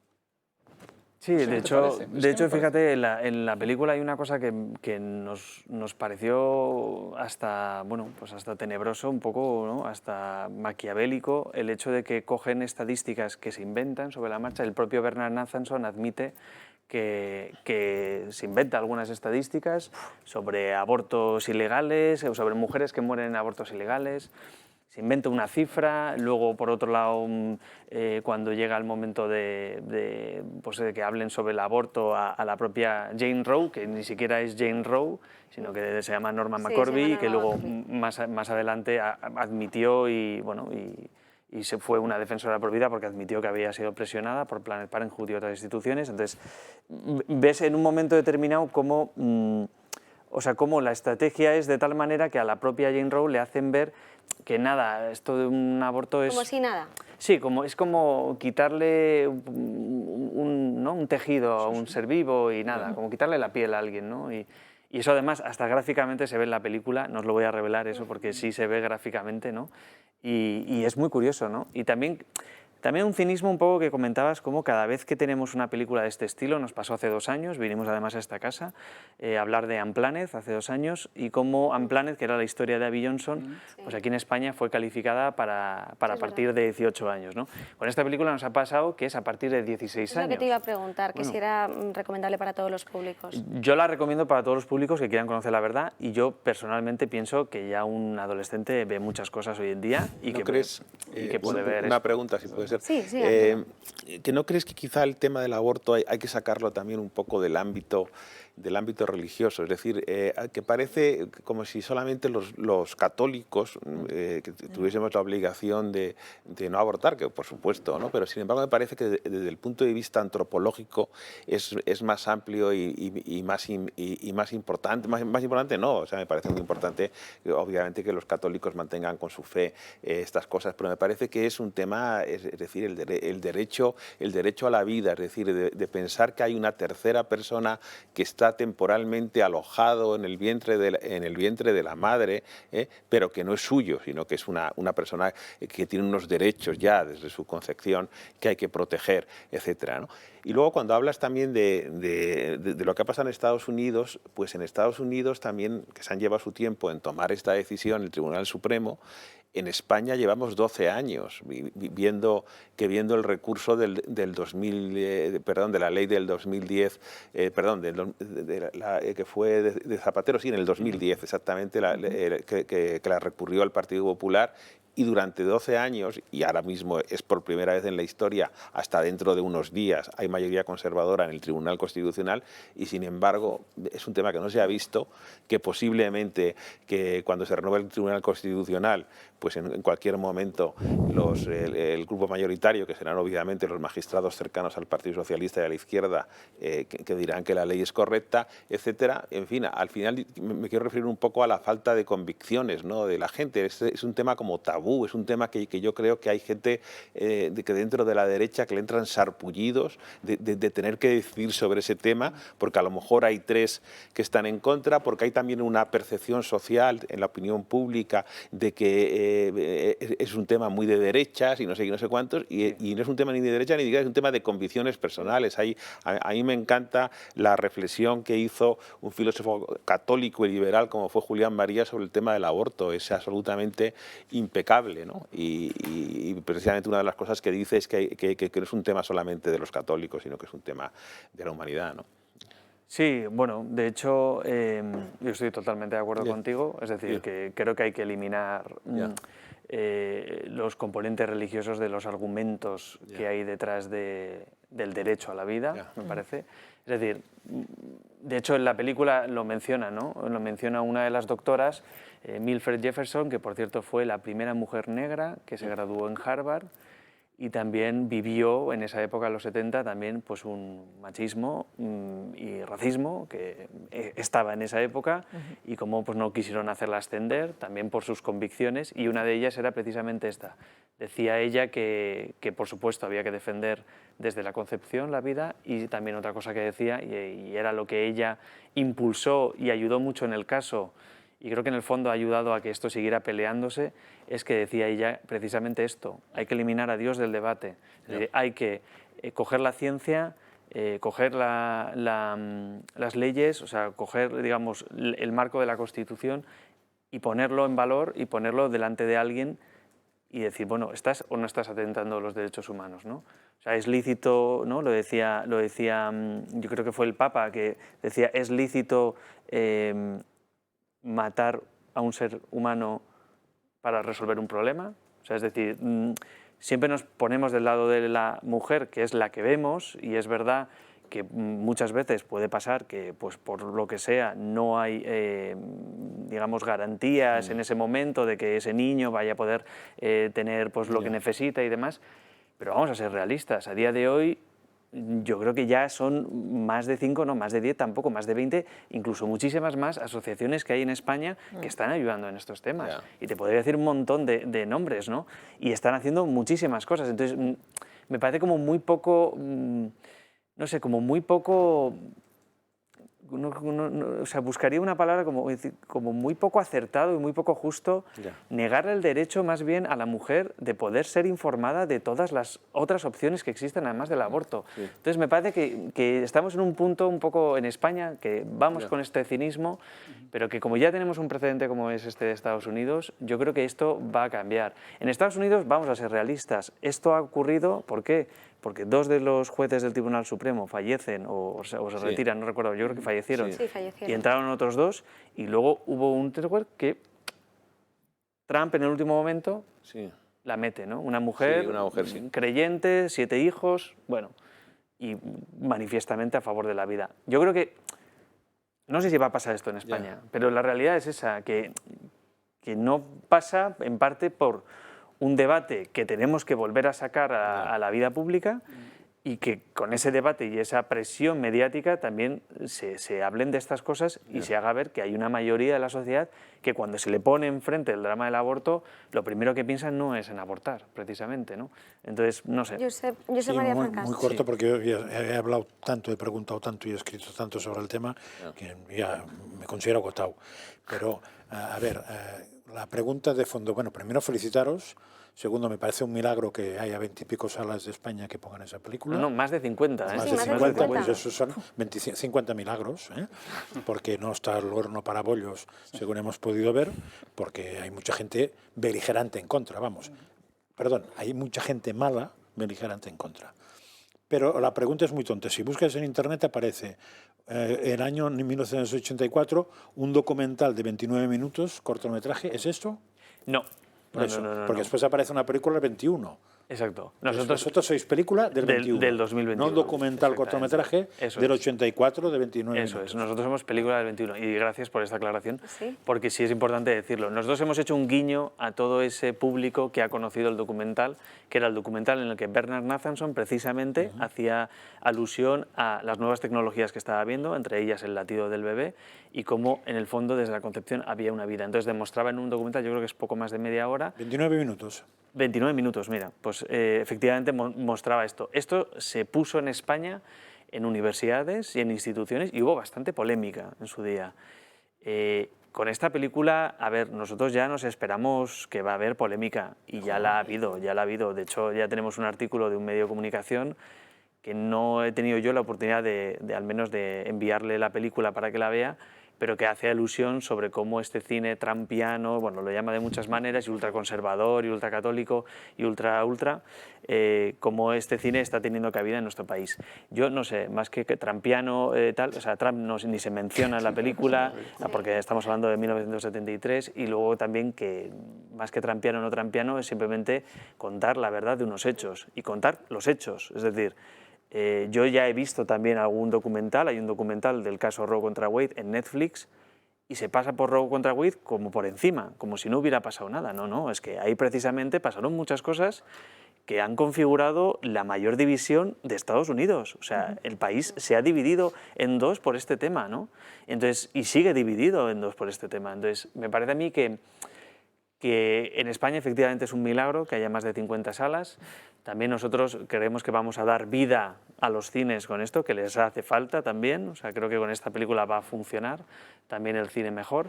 Y también yo creo que forma parte de muchas películas que estamos trayendo poco a poco, no solo nosotros, hay otras empresas, y que somos un poco entre todas haciendo un poquito de, permitidme decirlo, batalla cultural, ¿vale?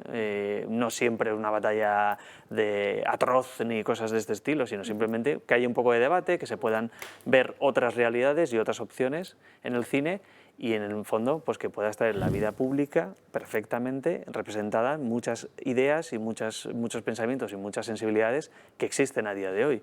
Nosotros solo hacemos un servicio, o sea, luego ya es el cine y el espectador el que manda, pero sobre todo el espectador, por mucho que el cine no quisiera ponerla, el espectador es el que manda.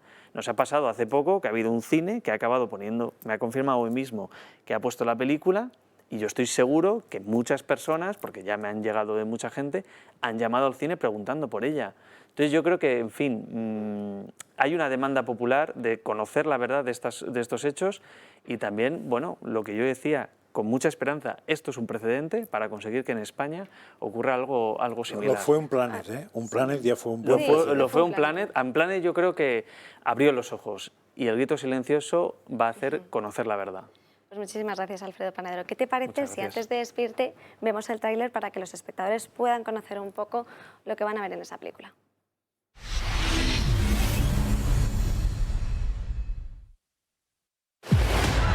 Escucharemos las alegaciones del caso Roe contra Wade. Puede proceder. Si realmente queréis saber cómo se legalizó el aborto en nuestro país, os contaré la verdadera historia. Doctora Jefferson, ¿Te gustaría encabezar un grupo provida que estoy formando? La clínica de Nathanson está realizando 1000 abortos a la semana. Por eso sacrifico mi tiempo participando en la lucha.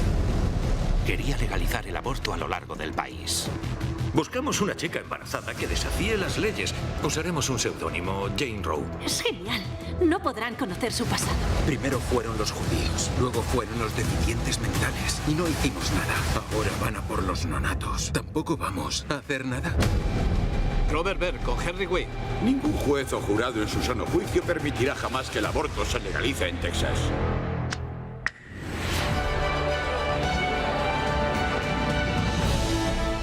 Ve demasiada televisión. El caso no tiene nada que ver con los derechos de la mujer. La tarea de Dios es perdonar y la nuestra administrar la ley. ¿Cambiarás tu voto porque tu familia se ha enterado o es por las noticias? Si no lo solucionamos, será un gran problema. Querido Warren, quieres controlarlo todo. Eso no es nada ético. El caso Roe contra Wade quiero que se revise. A la fe en Dios y al respeto de su ley. ¿Cuál es esa ley? La ley humana. Tenemos mayoría. Vamos a ganar. Quizá esté por encima del propio Tribunal Supremo. Somos la ley de la nación. Estas chicas no deberían pasar por un embarazo y merecen tener ese derecho al aborto.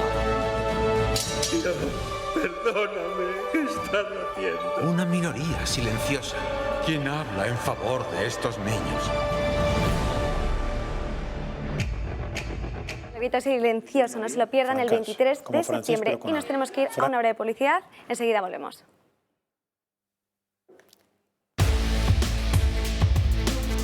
2 menos 10, y si antes les he dicho que tienen que mirar muy bien el Telegram de Julio Ariza, porque de ahí cojo muchas noticias y sobre todo algunas de crónicas tan divertidas y algunas que no son tan divertidas, sino que son un auténtico horror, pero que son pues la realidad que está ocurriendo en todo el mundo. Porque la policía iraní ha matado a Mahsa Amini por llevar mal puesto el velo islámico. La joven de 22 años ha fallecido por las graves heridas sufridas tras ser detenida el pasado martes por la Policía de la Moral, también llamada Patrulla de la Orientación, por llevar de forma inadecuada el hijab. Esta patrulla es la encargada de velar por el respeto de las normas de vestimenta, lo que se traduce habitualmente en detenciones. Amini fue trasladado a un hospital ya en coma el propio día de su detención tras sufrir un ataque cardíaco y falleció finalmente el viernes debido a la gravedad de sus lesiones. Esta tragedia ha provocado una oleada de protestas y manifestaciones en el país que comenzaron el viernes. Cientos de manifestantes se reunieron en torno a la universidad de la capital coreando el lema Mujer, Vida y Libertad. El sábado, el día del funeral de Amini, decenas de mujeres se quitaron el velo y mostraron su cabello, una conducta que está penada en Irán. Varias mujeres se han movilizado también en redes sociales y han subido vídeos en los que se cortan el cabello como protesta por su muerte. También se pueden ver vídeos de gente coreando frases como "muerta al dictador" en referencia al ayatolá supremo al-Jamenei. Según además el grupo de derechos humanos kurdos Genbab, 33 personas resultaron heridas durante estas protestas. Estas son noticias que pasan en el mundo, pero es que es una auténtica aberración, como una mujer por llevar, ya no por no llevarlo, por llevar el velo mal colocado, acaba muerta. Lo primero de todo, menos mal, Ana, que hemos nacido en este lado del charco y no del otro, porque los derechos de las mujeres son muy diferentes en unos y otros lados.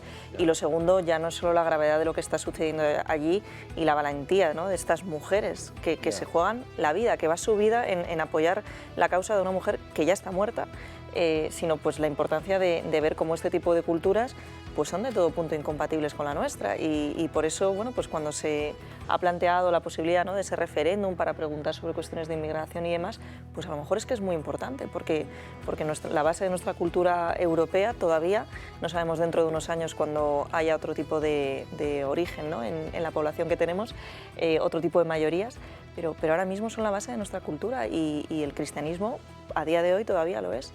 Y se diferencia mucho, ¿no?, de este tipo de cómo tratan a las mujeres. Completamente de acuerdo. Y es un tema también de la inyección de esas culturas, cómo penetran estas culturas en las nuestras y chocan de lleno y pueden poner en peligro el respeto a los derechos humanos en nuestro país, ¿no? El cuidado que hay que tener. O sea, yo no quiero que ninguna cultura de estas llegue aquí y rompa los derechos que tenemos, ni rompa nuestros derechos humanos, ni las leyes fundamentales. Pues dale tiempo. No, pues hay que pararlo y no considerarse totalitarios por eso. Los totalitarios son ellos. Los totalitarios que montan una patrulla de orientación. A mí es que lo de patrulla de orientación en Irán me ha sonado un poco lo que está haciendo YouTube y todos estos que cuando dices algo que no va, te quitan directamente ¿no? De manera privada. Es una patrulla de orientación de las redes. Sí. Orwelliano, ¿no? Totalmente. La policía de la moral. La policía de la moral y la policía de las redes, ¿no? Y la policía, y siempre policía. Estamos cayendo ya en una ola totalitaria. Hemos hablado al principio del programa sobre el problema del bilingüismo en Cataluña, que no existe y no se quiere imponer ni en las escuelas, además se quiere eliminar.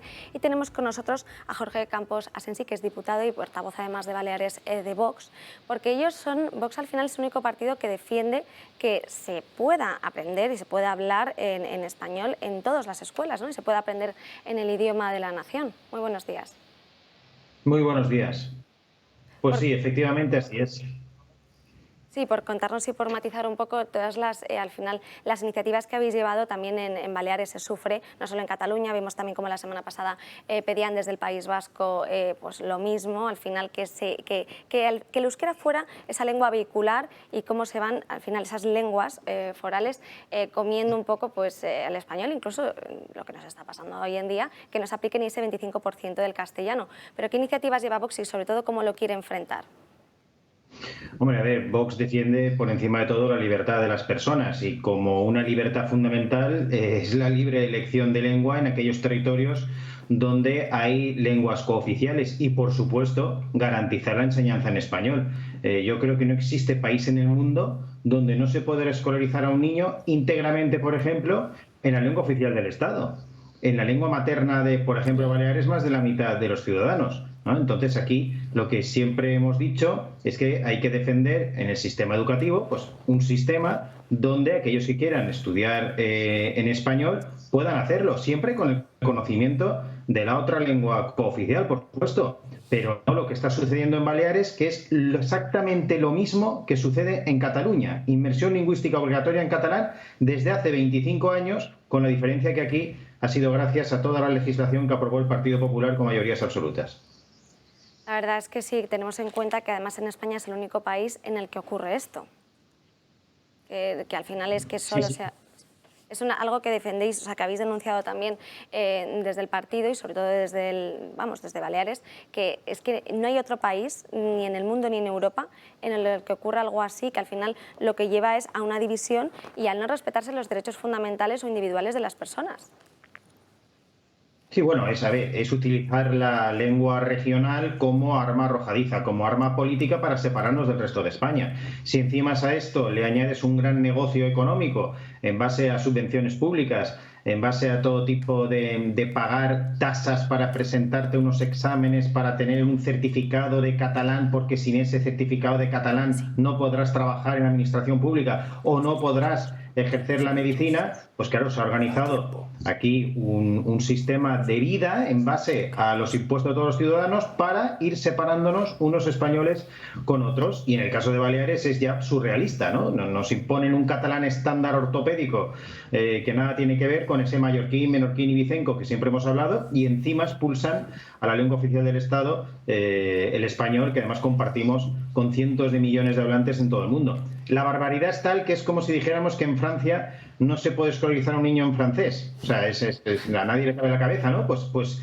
ya tenemos a casi 20 millones de españoles que no pueden escolarizar a sus hijos en español. Y me estoy refiriendo a Galicia, al País Vasco, allá a Navarra, a Cataluña, a Valencia y a Baleares. Es una auténtica aberración, una barbaridad, y luego nosotros estamos luchando contra eso desde el minuto uno, proponiendo todo tipo de iniciativas que son tumbadas no solo por los partidos nacionalistas, sino también por el Partido Popular y por Ciudadanos, que ahora están con ese timo de los porcentajes o el ridículo 25% para poder estudiar en español. Sí, porque ¿qué iniciativas habéis propuesto es decir, una vez que llegáis a ese punto, que nos encontramos en esa situación, qué iniciativas le ponéis en mano a lo mejor al Partido Popular y no os las rechazan? Bueno, pues nosotros hemos presentado en esta legislatura varias proposiciones no de ley para que se votara la garantía, por una parte, de poder escolarizar a un niño en español y, por otra parte, de que los ciudadanos que quieran también poder escolarizar a un niño en la otra lengua, en nuestro caso el balear, no ese catalán estándar, pues puedan hacerlo, que es un derecho constitucional. Bueno, pues a eso el Partido Popular y Ciudadanos dicen que no, porque tiene que ser un reparto en porcentajes, que después ya sabemos qué pasa con los porcentajes. Es eso del famoso trilingüismo que aquí ya sufrimos en el último gobierno del Partido Popular, que era timolingüismo, y que era ese reparto en 33%, que al final, pues como lo decide el claustro de profesores, que está en manos de nacionalistas, pues el 33% de español pues era la lengua española, gimnasia y plástica. Y el resto, pues prácticamente todo en catalán, menos la asignatura de inglés y algo más. Vamos, una tomadura de pelo que además lo que hace es acabar con la libertad de los padres para poder elegir. Yo, si tengo un hijo que quiero escolarizar en español, ¿alguien me quiere decir por qué no puede tener en español las ciencias naturales, las ciencias sociales, las matemáticas? ¿Alguien me lo quiere decir si es su lengua materna? Pues bueno, pues aquí está la utilización política nacionalista de las lenguas cooficiales para separarnos unos y otros y además estar creando generaciones enteras de analfabetos. Y sobre todo porque en los colegios públicos eso es así, pero luego habrá privados en los que a lo mejor toman otra normativa y sí pueden dar esas clases en español. Entonces está haciendo una distinción por familias que a lo mejor quieren y no pueden. Evidentemente, es que encima esto perjudica siempre a los más desfavorecidos, a los que no tienen más remedio que ir a un colegio público. Aunque hay que decirlo, el gobierno de la señora Armengol acaba de aprobar hace escasos meses una ley de educación balear donde la imposición del catalán también va a afectar a los colegios privados. Es una ley que, por cierto, hemos recurrido ante el Constitucional gracias a los 52 diputados que tiene Vox en el Congreso de los Diputados y se ha admitido a trámite por el recurso, por este recurso se ha admitido a trámite por parte del Tribunal Constitucional. Pero vamos, también va a afectar a los colegios privados. Aquí ya la catalanización liberticida que sufrimos es ya total. Pues muchísimas gracias, Jorge Campos, sobre todo por conocer. Al final se habla de Cataluña o del País Vasco, pero de Baleares no se habla tanto. Entonces, por ponerlo en denuncia y alzar esa voz para aquellas familias que no pueden tener ese derecho fundamental como es la libertad de la enseñanza recogidas en nuestra Constitución. Pues muchísimas gracias por dar voz, porque efectivamente es algo que se suele ocultar en Baleares y ya digo, es lo mismo que en Cataluña. Pues muchísimas gracias por estar con nosotros. Gracias.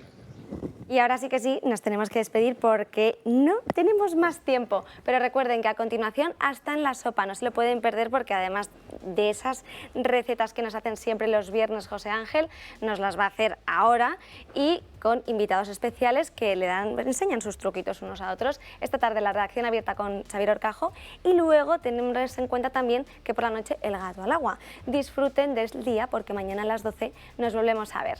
Nos vamos, hasta pronto.